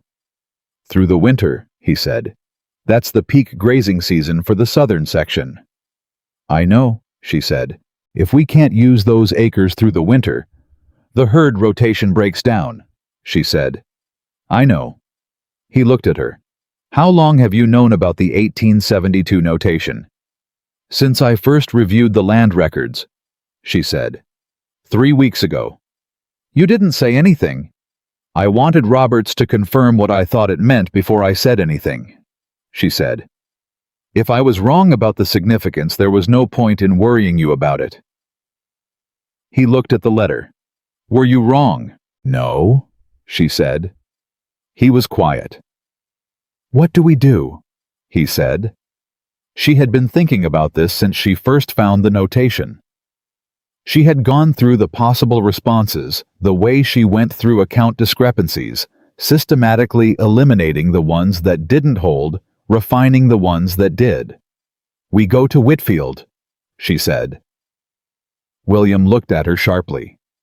We go to Whitfield, she said again, before his lawyer finds the notation. We tell him we know about it. We tell him we're filing the clear title declaration with Roberts, and we offer him something. Offer him what? William said. Water access, she said. Not the acres, not ownership. A formal documented limited water access agreement for his eastern section through the southern creek under specific conditions and for a specific term. She paused. What he actually needs isn't the land, it's the water. We can give him the water access without giving him anything that matters. William stared at her, at Mom. If we offer the access voluntarily, she said, before he finds the legal lever to demand it, we control the terms. If we wait until his lawyer files something, we're responding, instead of setting the conditions, and whatever we agree to will be on his terms, not ours. She paused. A voluntary agreement offered before he knows about the notation looks like generosity. It removes the incentive for the legal fight, and it locks in terms that protect the ranch's primary interests. The office was very quiet. Henry appeared in the doorway. Neither of them had heard him come in. He had the expression of a child who had arrived mid-conversation and understood more of it than he was supposed to. You're going to give Whitfield part of the water, he said. A right to use part of it, Amelia said. Under specific rules, for a limited time. But he was going to try to take it, Henry said. Yes, she said. And if we give him a piece of it now on our terms, he has no reason to fight for the whole thing on his terms. Henry thought about this with the focused concentration he brought to everything he engaged with, not quickly but completely. Like feeding a dog before he gets hungry enough to bite, he said. William looked at his son, then at Amelia. She said exactly like that. Henry nodded satisfied and disappeared back toward the barn. William watched the empty doorway for a moment. He talked to me about the horse for 20 minutes this afternoon, he said. He hasn't talked to me like that in 3 years. Amelia said nothing. She understood that this was not a comment that required a response. It was William noticing something out loud, the way people noticed things when they had someone to notice them to. She had become the person he noticed things to. She had not expected that to matter as much as it did. Whitfield, William said, coming back. You want to go to him directly. This week, she said. Before his lawyer is back from Denver, Roberts mentioned he knew Whitfield had sent someone to Cheyenne, which means the lawyer is traveling and hasn't had time to review the land records yet. How did Roberts know that?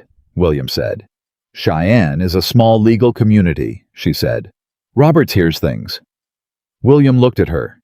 You asked him to listen for it, he said. I mentioned that we were interested in any activity related to Carter Ranch land records, she said. He drew his own conclusions. William was very still. You planned for Whitfield to send his lawyer before you even told me about the notation, he said. I planned for the possibility, she said. I didn't know he would. But you prepared anyway. Yes. He stood up. He walked to the window not to look out. It just to be somewhere that was not directly across from her, because she had noticed that he needed physical movement when he was processing something significant, and the office was not large enough for it. Amelia, he said. She waited. When your family chose that photograph, he said. The one they thought would guarantee rejection. When they sent you here as something to laugh about. He turned. Did they have any idea? She thought about Ruth at the breakfast table. about Caroline's giggles, about Delia's quick look away. "No," she said. "None at all." "They saw what they expected to see," she said. "People usually do." He looked at her for a long time. "Whitfield made the same mistake," he said. "Yes," she said. "So did I," he said. "Not the same way. But I don't know what I expected. Someone capable, someone honest. I didn't expect—" He stopped. "What?" she said. He looked at her with the expression that was fully unguarded, now the one she had been seeing more frequently, the one that had no management in it. "I didn't expect to feel like I could tell you anything," he said, "and have it be all right." The office was very quiet. She said, "I'm going to write to Roberts tonight about the clear title filing, and I'll draft a proposed water access agreement for Whitfield that you can review before we go to see him." "All right," he said. "Wednesday," she said. "We should go Wednesday." "Wednesday," he agreed. He started to leave. At the door he stopped the way he had been stopping. At doors she had noticed the pattern, the way he reached the exit, and then found one more thing to carry into the conversation. "The wedding," he said. "It's 3 weeks away." "I know," she said. "Is that still what you want?" he said. "After all of this? After Briggs and Whitfield and the accounts and—" He paused. "It's been 6 weeks and I've handed you more problems than I had any right to." She looked at him. "William," she said. "I came from a place where I was given no problems and no credit and no reason to stay." She paused. "You have given me real problems to solve, and a real reason to be here, and a boy who thinks about things the way I think about things." She held his gaze. "The wedding is in 3 weeks. That hasn't changed." He stood in the doorway. "Good," he said, simply, the way he said everything that was real. Then he went. And Amelia Hart, who had been sent to Wyoming Territory as a joke, her family told about themselves, who had arrived with 2 bags and a leather account book, and the cold clarity of a woman who had stopped pretending that being useful was the same as being valued. Sat down at the desk in the house that was becoming hers, and began to draft the document that would, if she had calculated correctly, remove Gerald Whitfield's leverage before he knew he had it. She wrote for 2 hours. She got the draft right on the first attempt. She always did when it mattered. She always did when it mattered. And Wednesday morning came with the particular cold clarity of Wyoming in November, which was the kind of cold that did not apologize and did not explain itself, and simply was.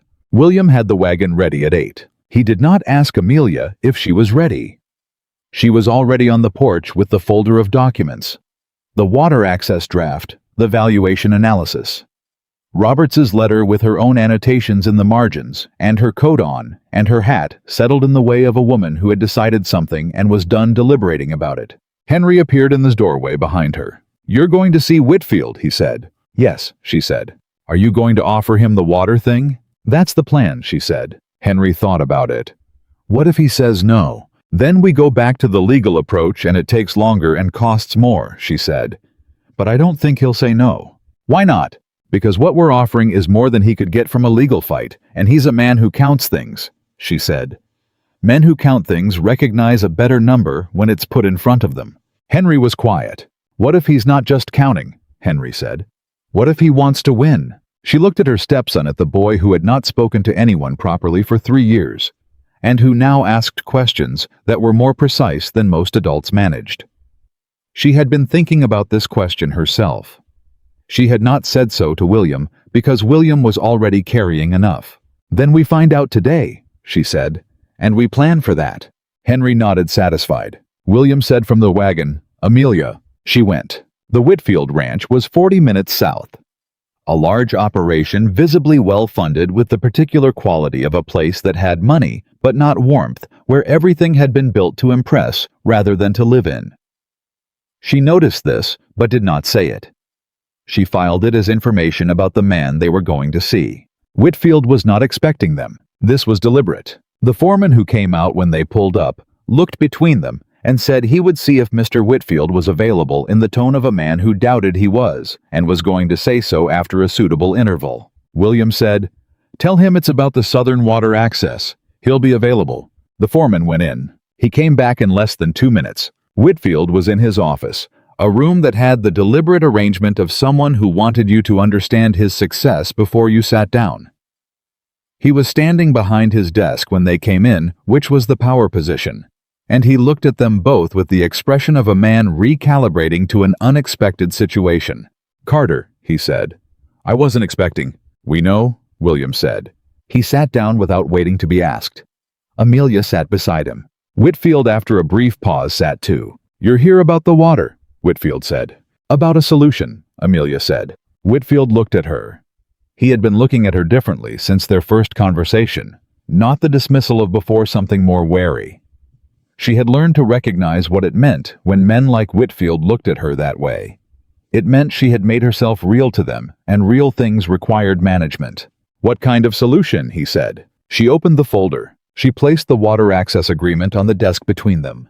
"A formal documented water access right for your eastern section," she said. "Through the Southern Creek under specific operational terms for a 20-year period renewable by mutual agreement." She let him look at it for a moment. "The access window accommodates your eastern irrigation needs through the summer months, which is when your eastern section requires it most. It does not interfere with our winter grazing rotation." Whitfield picked up the document. He read it. He was a man who read carefully. She had expected that, and had written the document accordingly, in plain language that was precise without being obscure, because precise language protected both parties, and obscure language only protected the person who wrote it. When he finished, he set it down. He looked at William. "You're offering me this voluntarily?" "Yes," William said. "Why?" Whitfield said. His voice had the particular flatness of a man who knew that voluntary generosity in a business context usually meant the other party knew something. "Because we found something in the land records," Amelia said. Whitfield went very still. "The 1872 water rights notation," she said. "We know it's there. We know your lawyer is in Cheyenne and will find it when he gets back. We've already engaged Roberts to file a clear title declaration, which will take 3 to 4 months. She paused. "You could wait for your lawyer to come back and use the notation to file an injunction. That would freeze our use of the southern section through winter. It would cost both of us significant time and legal fees. And at the end of it, you would likely get an access agreement under terms a judge set rather than terms we set." She gestured at the document on the desk. "Or you take what we are offering now," she said, "which gives you what you actually need under terms that are clear and fair without the fight." Whitfield looked at the document, then at Amelia, then at William. "She found the notation," he said to William. "Yes," William said. "And she drafted this?" "Yes." Whitfield was quiet for a moment. "When did she find it?" 3 weeks ago," William said. Something moved in Whitfield's face, the specific expression of a man recalculating how long he had been outmaneuvered without knowing it. "You've been sitting on this for 3 weeks," he said. "We were waiting for confirmation from Roberts," Amelia said. "We didn't want to come to you with incomplete information." Whitfield looked at the document again. "I want my lawyer to review it," he said. "Of course," she said. "We'd expect that." "Roberts is available to speak with him directly about the clear title filing timeline, so they have the full picture." Another silence. "Anything else in those records I should know about?" Whitfield said. It was a sharp question. The question of a man who was deciding whether to trust or to verify. "Nothing that affects the current arrangement," she said. "The Carter Ranch title is clean on all other sections. We're being thorough because that's how we manage things." Whitfield looked at her for a long moment. "You've been here 2 months," he said. 6 weeks, she said. 6 weeks, he said. "And you found a 20-year-old water rights notation, calculated the impact to my eastern section, drafted a legal agreement, and you're sitting in my office telling me I should take it before I know enough to argue." "I'm sitting in your office," she said, "telling you what we found and what we're offering, and letting you decide." He looked at William. "Where did you find her?" he said. "She found me," William said. Whitfield looked back at the document. "I'll have my lawyer contact Roberts by Friday," he said. "Thank you," Amelia said. They left. In the wagon on the way back, William was quiet for the first 10 minutes. Not the heavy silence of something wrong, the specific quiet of a man processing something he had not expected to feel. "He's going to sign it," William said. "Yes," she said. "His lawyer is going to tell him the notation is real, and that Roberts's clear title filing will remove his leverage and that the agreement is fair. Yes, she said. And then it'll be done. The immediate problem, she said. He'll look for other angles. That's who he is. I know, William said. But we'll know he's looking. He paused. That's different from not knowing. She looked at the road ahead. Amelia, he said. Yes. Henry asked me something this morning before you came down, he said. He asked if you were going to stay. She turned to look at him. What did you tell him? I told him I thought so, William said. He said he thought so too. He said you don't run from things. A pause. He said you run toward them. She did not say anything for a moment. He's right, she said. I always have. They were a mile from the ranch when the thing happened that neither of them had prepared for. A rider came toward them fast, one of the ranch hands, a young man named Peters, who had the expression of someone carrying news that required speed. Mr. Carter, Peters said, pulling up. There's a man at the ranch. Says he's from back east. Been waiting an hour. May didn't know what to do with him. William looked at Amelia. She looked at Peters. Did he give a name? Said his name was Gerald Holt, Peters said. Said he's Miss Amelia's Mrs. Carter's family's man of business. The cold that moved through Amelia had nothing to do with the Wyoming November. Gerald Holt was Ruth's lawyer. He handled the Hart family's estate matters, the house, what was left of the money her father had left. The various financial arrangements Ruth had made in the 18 months since the funeral. He had no reason to come to Wyoming. He had no reason to come here unless something had happened, or unless Ruth had sent him. How fast can we get back? She said to William. He already had the reins moving. Gerald Holt was a precise man in his 60s, who had the demeanor of someone who had delivered bad news often enough to have developed a method for it. He was sitting in the front room when they came in with his hat on his knee and his bag beside his chair. And he stood when Amelia entered with the practiced formality of a man who took his professional posture seriously, even in unfamiliar settings. Mrs. Carter, he said. He looked at William. Mr. Carter. Mr. Holt, Amelia said. What has happened? He sat back down when she sat. William remained standing near the door.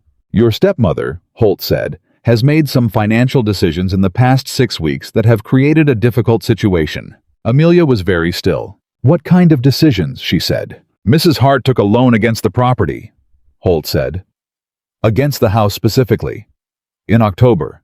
The terms were... He paused. The terms were not favorable. I advised against it. She proceeded without consulting me. What were the terms? Amelia said. He told her. The amount was not large, but the interest rate was, and the repayment schedule was aggressive, and the collateral was the house itself. Who gave her that loan? Amelia said. Holt named a man. She did not recognize the name. He's a moneylender, Holt said. Not a bank. The kind of arrangement that is legal, but he stopped. Predatory, she said. Yes, he said. Why did she need the loan? Amelia said. Holt looked at his hat. Miss Caroline's wedding arrangements, he said. The young man she had been corresponding with, the situation changed. Amelia understood immediately. He asked for something in exchange. A settlement, Holt said. A financial contribution from the bride's family. Mrs. Hart agreed to a figure that she couldn't afford without borrowing, Amelia said. Yes, and the repayment schedule, Amelia said. How long before they're in default? 8 weeks, Holt said. The first payment is due December 1st. If it's not made, they lose the house, she said. Yes, he said. The front room was very quiet. William said from the door, Why did he come to you? He was asking Holt directly which was the right question. Holt looked at Amelia. Mrs. Hart asked me to come, he said. She felt that given the new circumstances, there might be a possibility of assistance. Amelia heard this the way she heard most things completely, including the parts that weren't said. Ruth had sent Holt to Wyoming. Ruth, who had sent her daughter west as a joke, who had laughed over the photograph, who had never once considered that the arrangement might turn into something, had now sent her lawyer to ask for help. She said, what figure would resolve the loan? Holt named it. It was not a small amount. It was not for a ranch the size of Carter's an impossible amount. She looked at the floor. She thought about Ruth's voice, saying, maybe this rancher will finally understand what nobody else wanted. She thought about Caroline's laughter and the photograph chosen deliberately. She thought about 27 years of breakfast made before anyone was awake, and accounts kept in a leather book no one ever asked to see. She thought about what her father would have said. Her father, who had been a good man, living a limited life, who had loved her in the quiet, insufficient way of people who love without knowing how to show it, her father would have said to help them. Not because they deserved it, because they were family. And family was what you helped, even when they hadn't deserved it. She looked up at William. He was watching her, not telling her what to do, not offering the answer, simply present in the way he was always present, steady, attentive, genuinely waiting to know what she thought. She said, "Mr. Holt, you'll stay tonight. May will arrange a room." She stood. "I need to speak with my husband." They went to the office. William closed the door. She said, "I know what I want to do. I need to know if it's possible." "Tell me what you want to do," he said. "Resolve the loan," she said. "Pay it off. Clear the house free of the moneylender." He looked at her. "They laughed at you," he said, not with heat. Simply as a fact he was setting on the table between them. "Yes," she said. "They sent you here to be embarrassed." "Yes," she said. "And you want to help them." "I want to help my father's house," she said carefully. "I want to keep the place where he lived from being taken by a moneylender Ruth shouldn't have trusted." She paused. "I'm not saying they deserve it. I'm saying my father deserves it." William was quiet. She said, "Is it possible the amount?" He thought about it. Not performing consideration, actually thinking the way he did everything directly and without flourish. "Yes," he said. "It won't be easy, but the Whitfield access agreement is going to reduce our legal exposure, and Roberts's filing is going to clear the title. Our credit position is good." He paused. "There are conditions." "Tell me," she said. "The house is put in your name," he said. "Not Ruth's, yours. You get the deed transferred as part of the arrangement." She looked at him. "I'm not doing this so they can take another loan against it in 6 months," he said. "If we're going to protect the property, we protect it correctly." "Ruth won't like that," she said. "Ruth sent a lawyer to Wyoming to ask her rejected daughter for money," William said. "Ruth is not in a position to dictate terms." Something moved in Amelia's chest that was not quite laughter and not quite tears, and was something more complicated than either. "There's a second condition," he said. "What?" she said. "You write the letter to Holt yourself," he said. "Not me. The arrangement comes from you. They need to understand who they're dealing with." She looked at him. "You want them to know it's me," she said. "I want them to know exactly who you are," he said, "and what you've become. And that what you've built here was built by you." He held her gaze. "Not by a rancher who felt sorry for an unwanted woman. By you." She stood very still. She had spent her whole life being seen partially. Seen as useful, seen as a burden, seen as a joke, seen as a problem to be managed. She had built herself over 6 weeks in Wyoming into the person she had always been when no one was paying attention. And this man was standing in his own office telling her that he wanted the people who had sent her away as a punchline to understand specifically and clearly what the punchline had turned into. "All right," she said. She sat at the desk. She wrote the letter. She wrote it in one draft in her precise handwriting, and she did not soften it or decorate it or manage it. She stated what had happened, what she was proposing, what the conditions were, and what it meant for the house. She wrote Ruth's name on the envelope herself. She handed it to William. He read it. He handed it back. "Perfect," he said. She sealed it. She went to find Holt. He was in the front room where she had left him with the posture of a man who had been in difficult situations before and was waiting for the outcome with professional patience. She handed him the envelope. "The terms are inside," she said. "The loan will be cleared within 30 days. In exchange, the deed to the property transfers to my name. Ruth may continue to live in the house under a residential arrangement that is also described in the letter." She paused. "She does not own the house after this. I do." Holt looked at the envelope. "She won't be happy with this," he said. "She'll be happy enough," Amelia said. "She'll have her home, and she won't have a moneylender at her door in 8 weeks." He turned the envelope in his hands. "Miss Amelia." He said the old title, the one she had grown up with, slipping out in a moment of genuine feeling. "Mrs. Carter," she said, gently, firmly. He looked at her. "When you came to the office 3 years ago to ask questions about the estate's finances," he said, "I told Ruth she ought to involve you more, that you had a head for it." He paused. "She told me it wasn't appropriate." "I know," Amelia said. "I heard the conversation." He was quiet. "I'm glad you're well," he said. It was the genuine thing, the thing underneath the professional posture.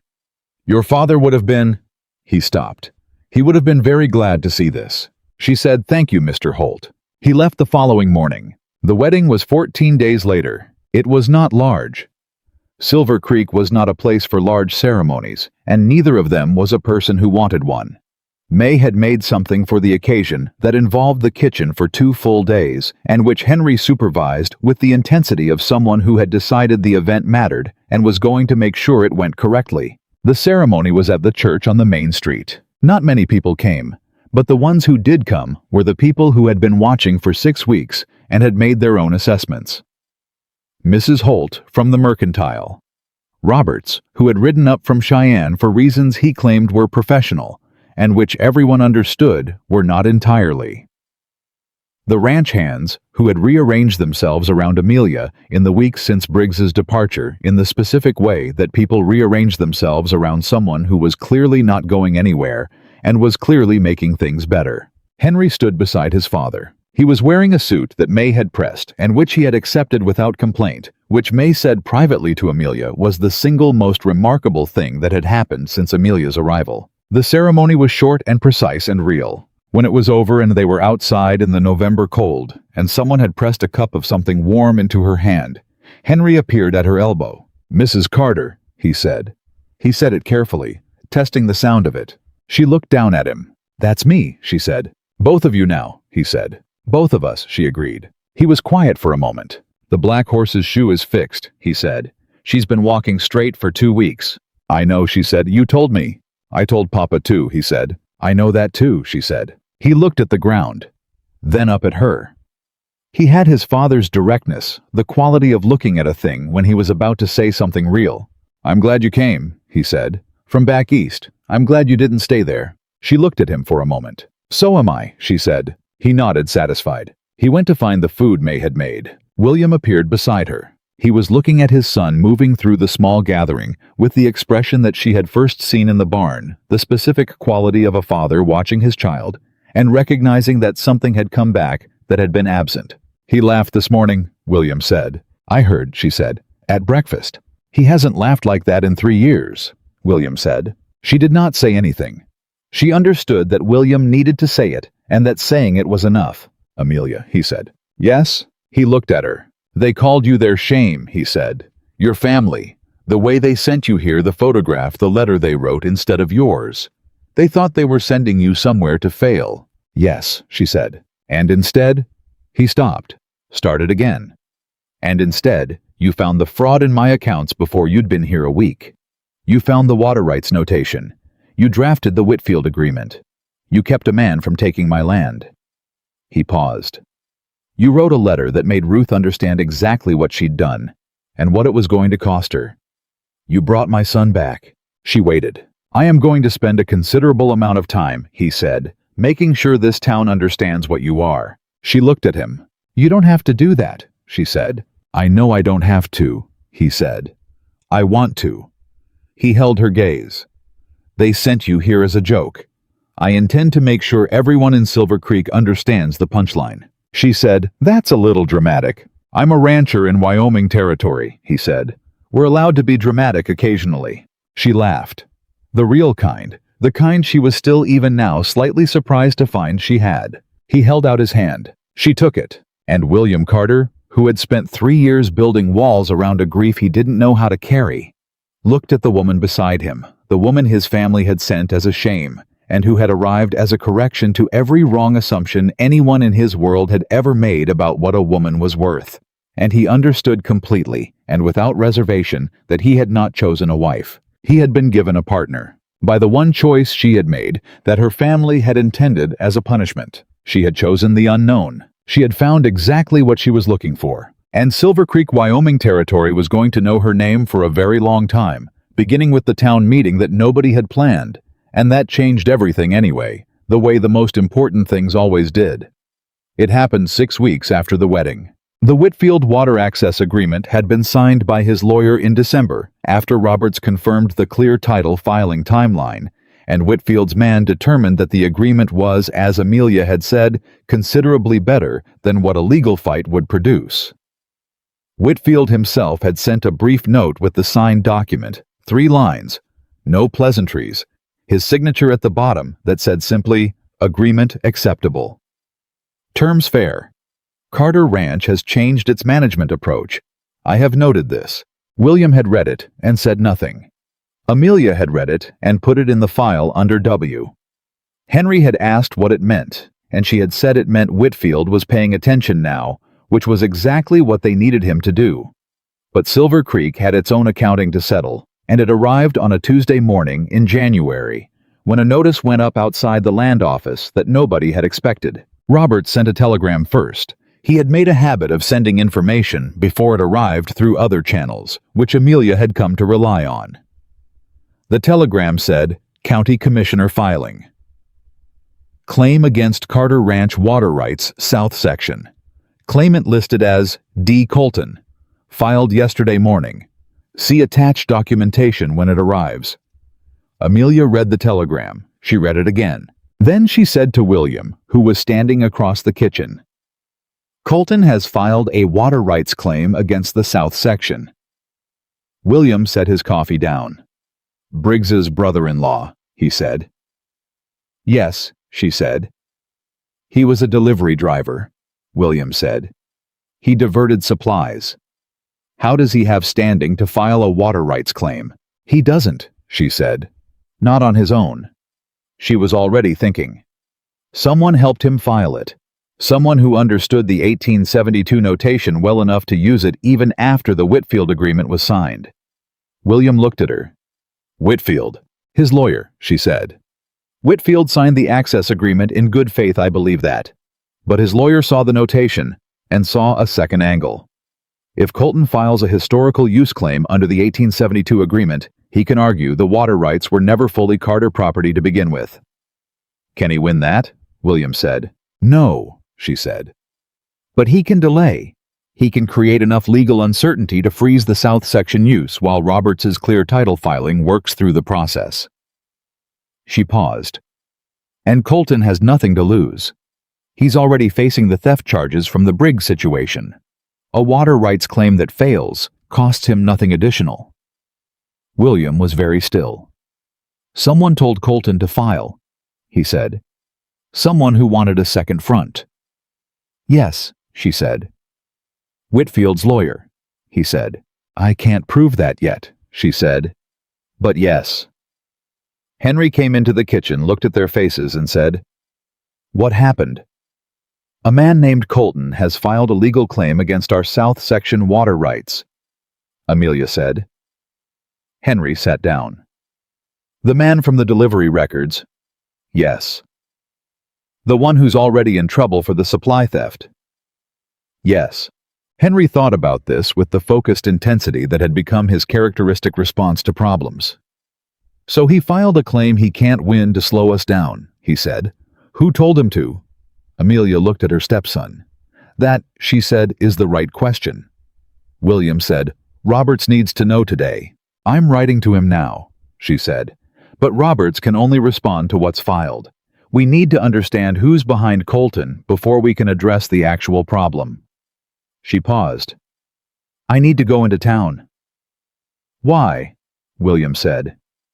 "Because the filing is at the land office," she said, "and the land office keeps records of who prepared a legal document, even when a private individual signs it. If Whitfield's lawyer prepared the filing, his name is on the preparation record." William picked up his coat.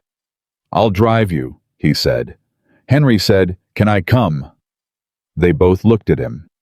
"Yes," William said. The three of them went into Silver Creek together, which was itself something that the town had been watching develop since November.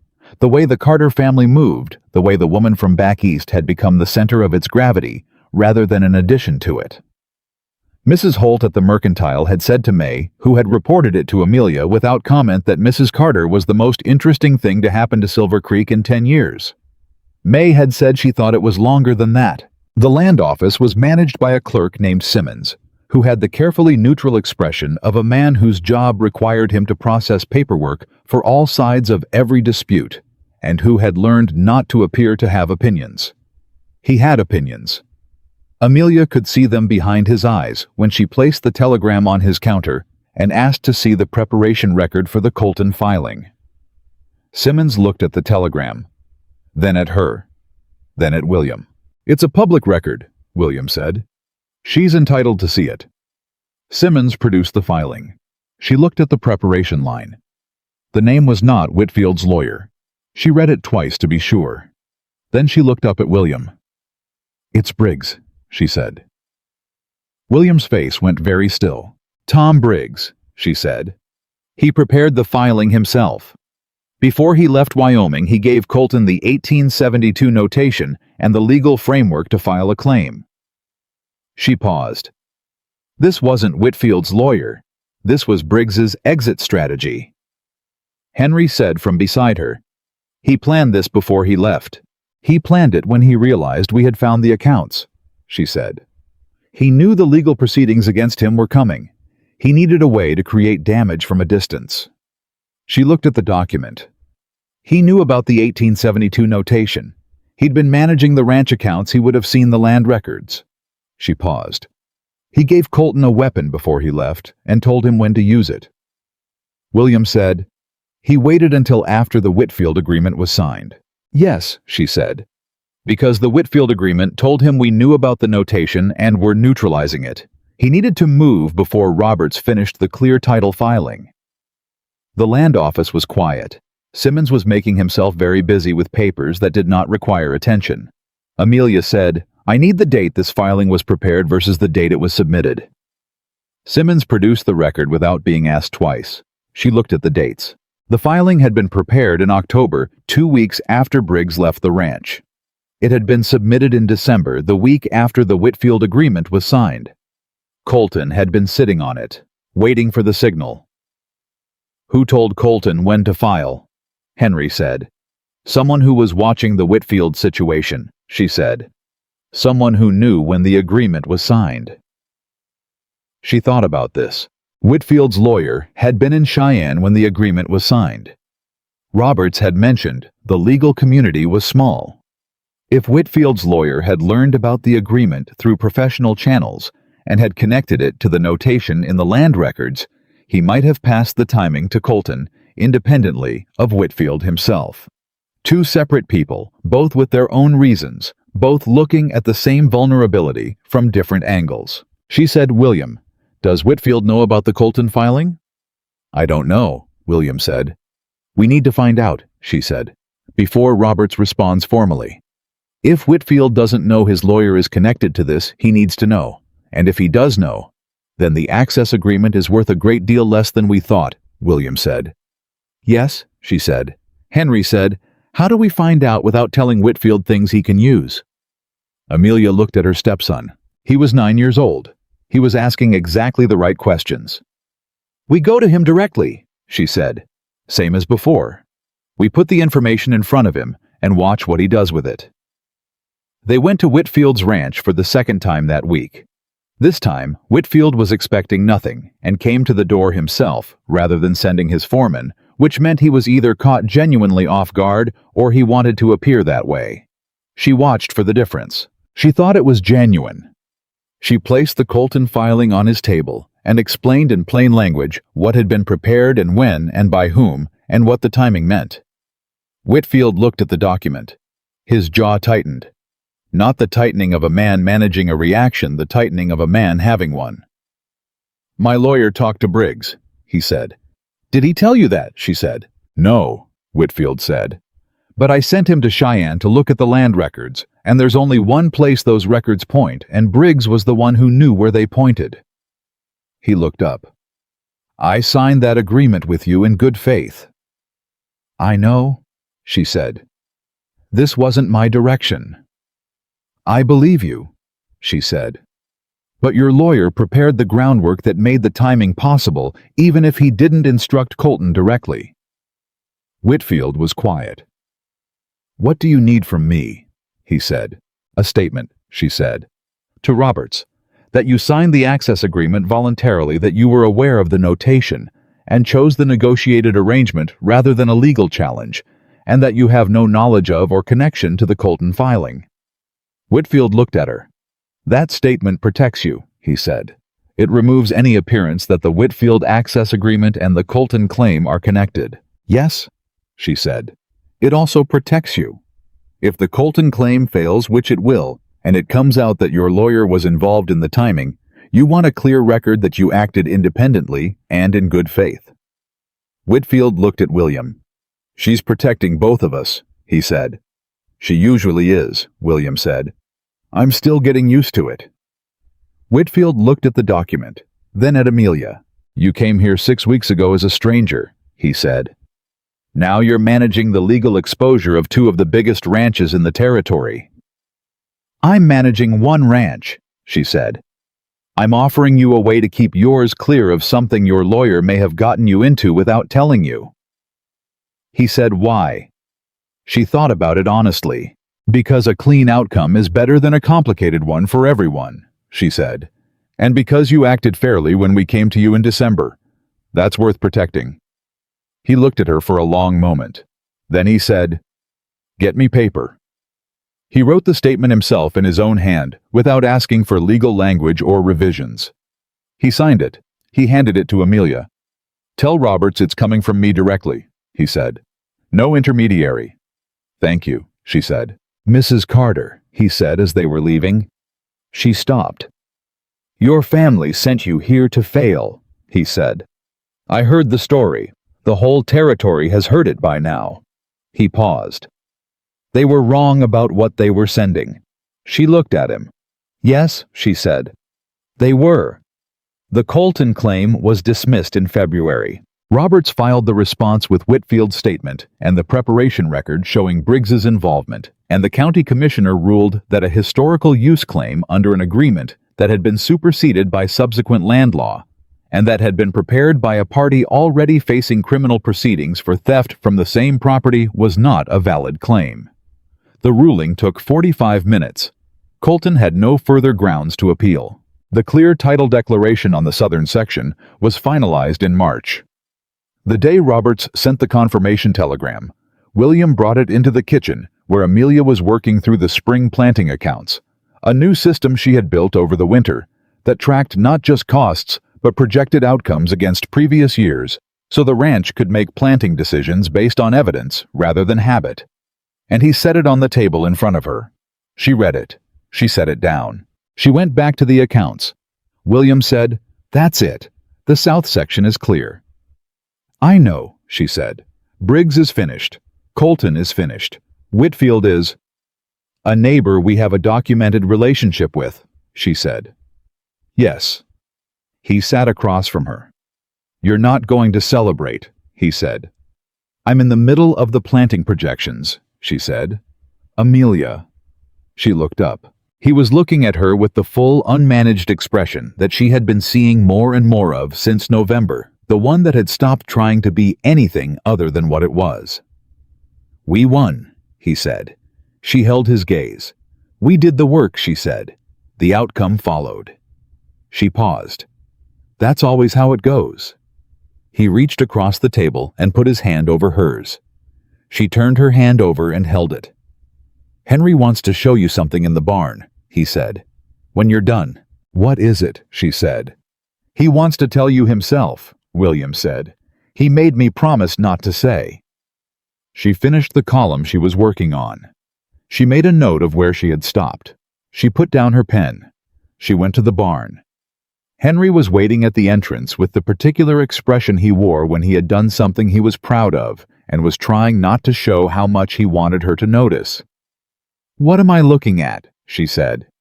He led her to the third stall. The black horse was standing squarely on all 4 feet, weight evenly distributed, the left front shoe sitting at the correct angle that it had not been sitting at when Amelia arrived in October. She's been right for 3 months, Henry said. I've been watching her every day. She hasn't favored it once. You fixed it, she said. I told the farrier what I thought was wrong, he said. He fixed it, but I found it. You found it, she agreed. And you were right. Henry looked at the horse. You were the first person who asked me what I thought, he said. About her, when you first came. She waited. Not just about her, he said. About anything.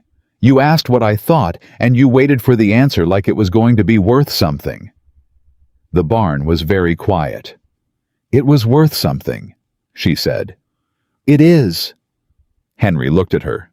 I know that now, he said. I didn't know it before you came. He paused. I didn't know a lot of things before you came. She said, neither did I. He looked at her quickly.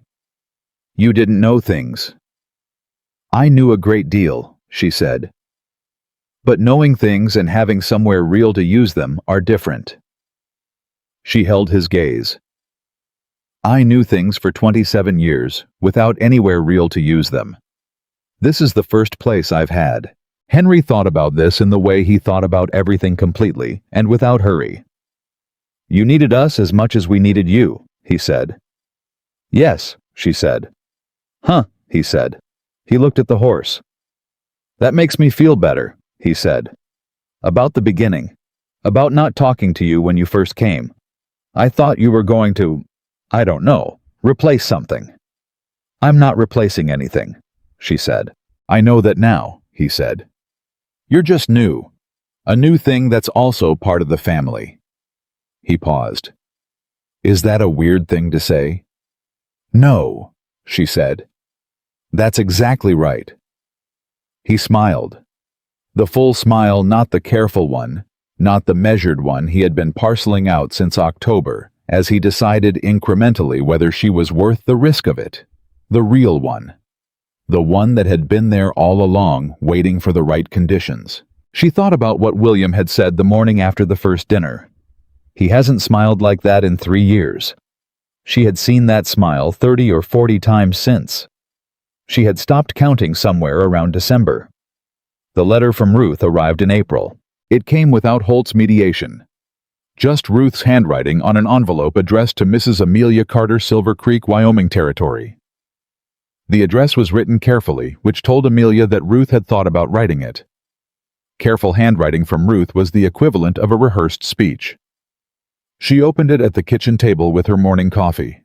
It was not long. Ruth wrote that the house was in order, that the arrangement was appreciated, that Caroline's situation had resolved, the young man had married her in February, the settlement having been produced by the Hart family in a form that was no longer Ruth's problem to explain, and that Delia had had a healthy son in March. At the bottom, Ruth had written, I understand now that I was wrong about what you were.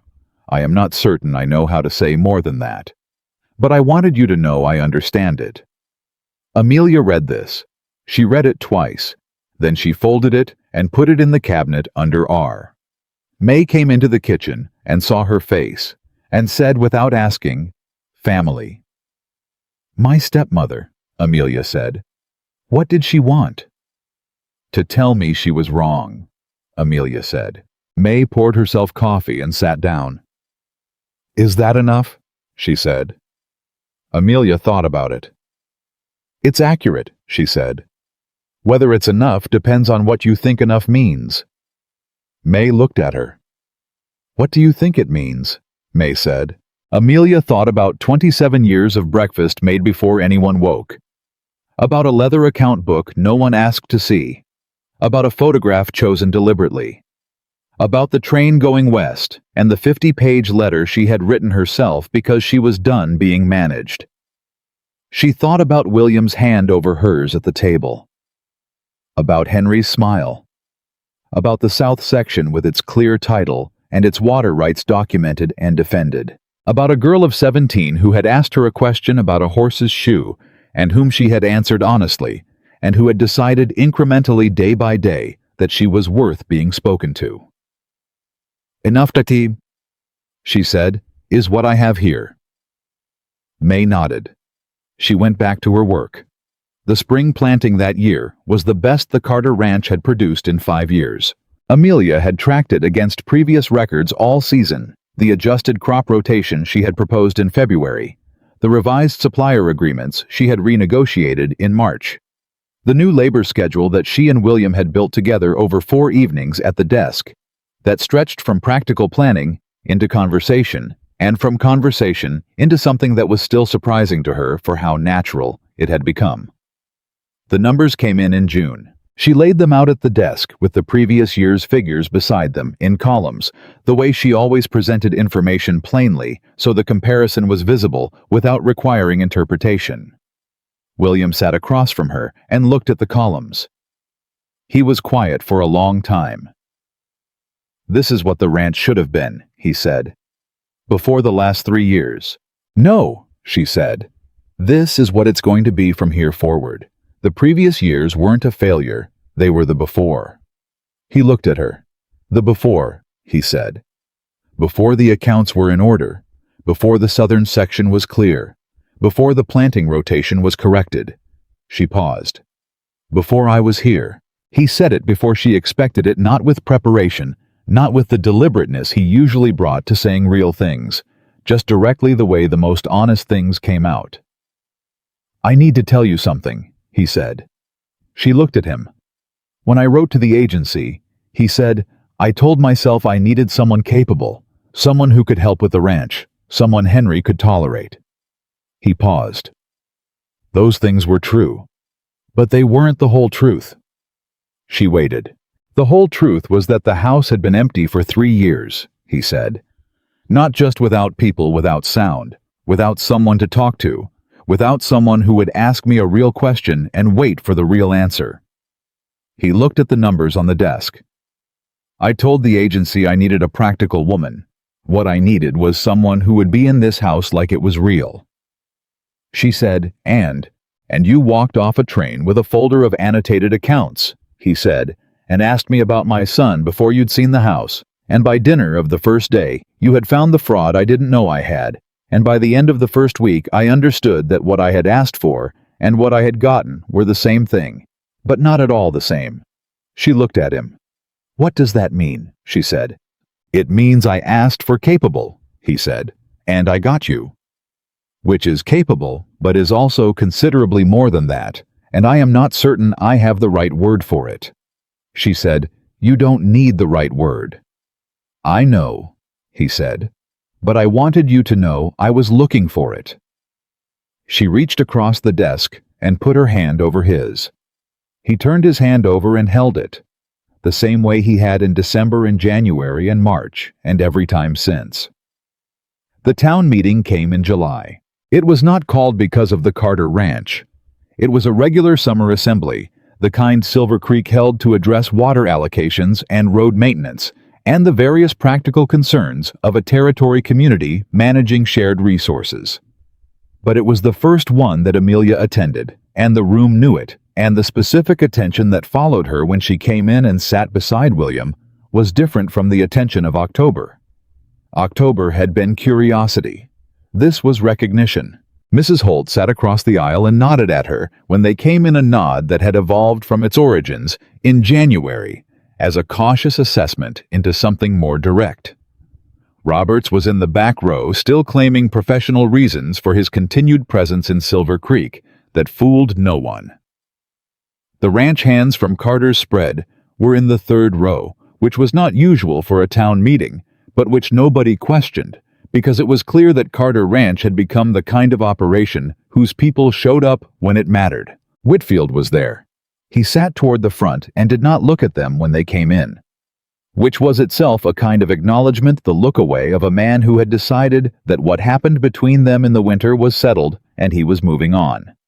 The meeting was about the creek allocation for summer irrigation. The county commissioner, a man named Fletcher, who had the demeanor of someone who understood that meetings like this one required management rather than passion, opened the discussion and invited comments. 3 ranchers spoke about their irrigation needs. 2 of them were making arguments that Amelia recognized as contradicting the water flow data from the survey maps she had reviewed in the winter. She had the survey maps in the folder on her lap. She had brought them because she had suspected this specific discussion was coming based on the previous year's meeting records she had found in the ranch filing cabinet and read in February. William said quietly, "You knew this was going to come up." "The summer allocation dispute happens every year," she said. "It's in the records." "You read the meeting records," he said. "I read everything," she said. Fletcher called for additional comments. William looked at Amelia. She stood up. The room shifted. Not dramatically. A room shifting its attention was not always dramatic, but it was complete. Every person in that assembly had heard in one form or another the story of the woman who had arrived from the East on an arrangement her family had set up as an embarrassment, and who had been managing the largest ranch in the territory since November, and who had in the past 8 months cleared a fraud, resolved a land claim, outmaneuvered the second largest ranch operation in the county, and produced the best spring planting numbers the Carter Ranch had seen in 5 years. That was a lot for a room to hold about one person. The room was holding it. She placed the survey maps on the table at the front. She explained in plain language what the water flow data showed versus what had been claimed. She pointed out the specific discrepancy. She proposed a renegotiated allocation that addressed the irrigation needs of all 3 ranches that had spoken while remaining within the verified water volume. She did it in 12 minutes. She sat down. The room was quiet for a moment. Then Fletcher said, "Does anyone have a response to the Carter Ranch proposal?" Nobody did. The allocation was agreed by the end of the meeting. Outside afterward, Mrs. Holt appeared at Amelia's elbow with the expression of a woman who had been updating her files on a subject for 8 months and had reached a conclusion. "You brought the survey maps," Mrs. Holt said. "I thought they might be needed," Amelia said. "You always think things might be needed," Mrs. Holt said. "And they always are." Amelia looked at her. "Mrs. Holt," she said, "do you know of any young women in Silver Creek who are looking for work? Something that involves accounts or record keeping?" Mrs. Holt blinked. "Why? Because we need someone at the ranch who can learn the systems I've built," she said, "not to replace anything, to extend it, so the work survives whether I'm here or not." She paused. "And because I have been thinking about the fact that there are probably other women in this town who are capable of considerably more than what they've been given to do, and that someone ought to give them something real to work with." Mrs. Holt was very still. "My niece," she said after a moment. "She's 19. She does the accounts for my brother's dry goods store. She's been doing them since she was 15. "Does she know what she's doing?" Amelia said. "She found an error in the supplier billing last spring that saved my brother $400, Mrs. Holt said. "Send her to me," Amelia said. "Tuesday." Mrs. Holt looked at her. "You came here as a mail-order bride," she said, not unkindly, just directly. "I came here as a woman who answered a letter," Amelia said. "There's a difference." Mrs. Holt looked at her for a long moment. "Yes," she said, "I suppose there is."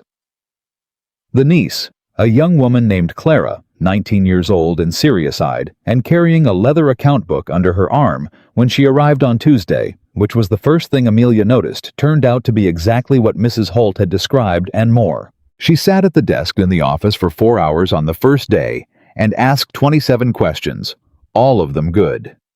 Henry came in during the 3rd hour and sat down without being invited, which Clara accepted without comment, and listened to the conversation with his characteristic focused attention. At the end of the day, when Clara had gone, Henry said, "She's like you." "She's her own thing," Amelia said, "like everyone is." "She asks good questions," he said. "Yes," Amelia said. "Like me," he said. It was not quite a question. She looked at her stepson, at the boy who had learned to ask good questions because someone had arrived in his house and treated his questions as worth asking. "Yes," she said. "Like you." He nodded. He went to find his father. In September, 1 year after the telegram that had started everything, the telegram Roberts had sent about the water rights claim, William and Amelia and Henry rode the south section together. It was William's idea. He had said at breakfast that he wanted to ride the south section before the summer grazers came off it, and he wanted them both to come. Henry had been ready in 10 minutes.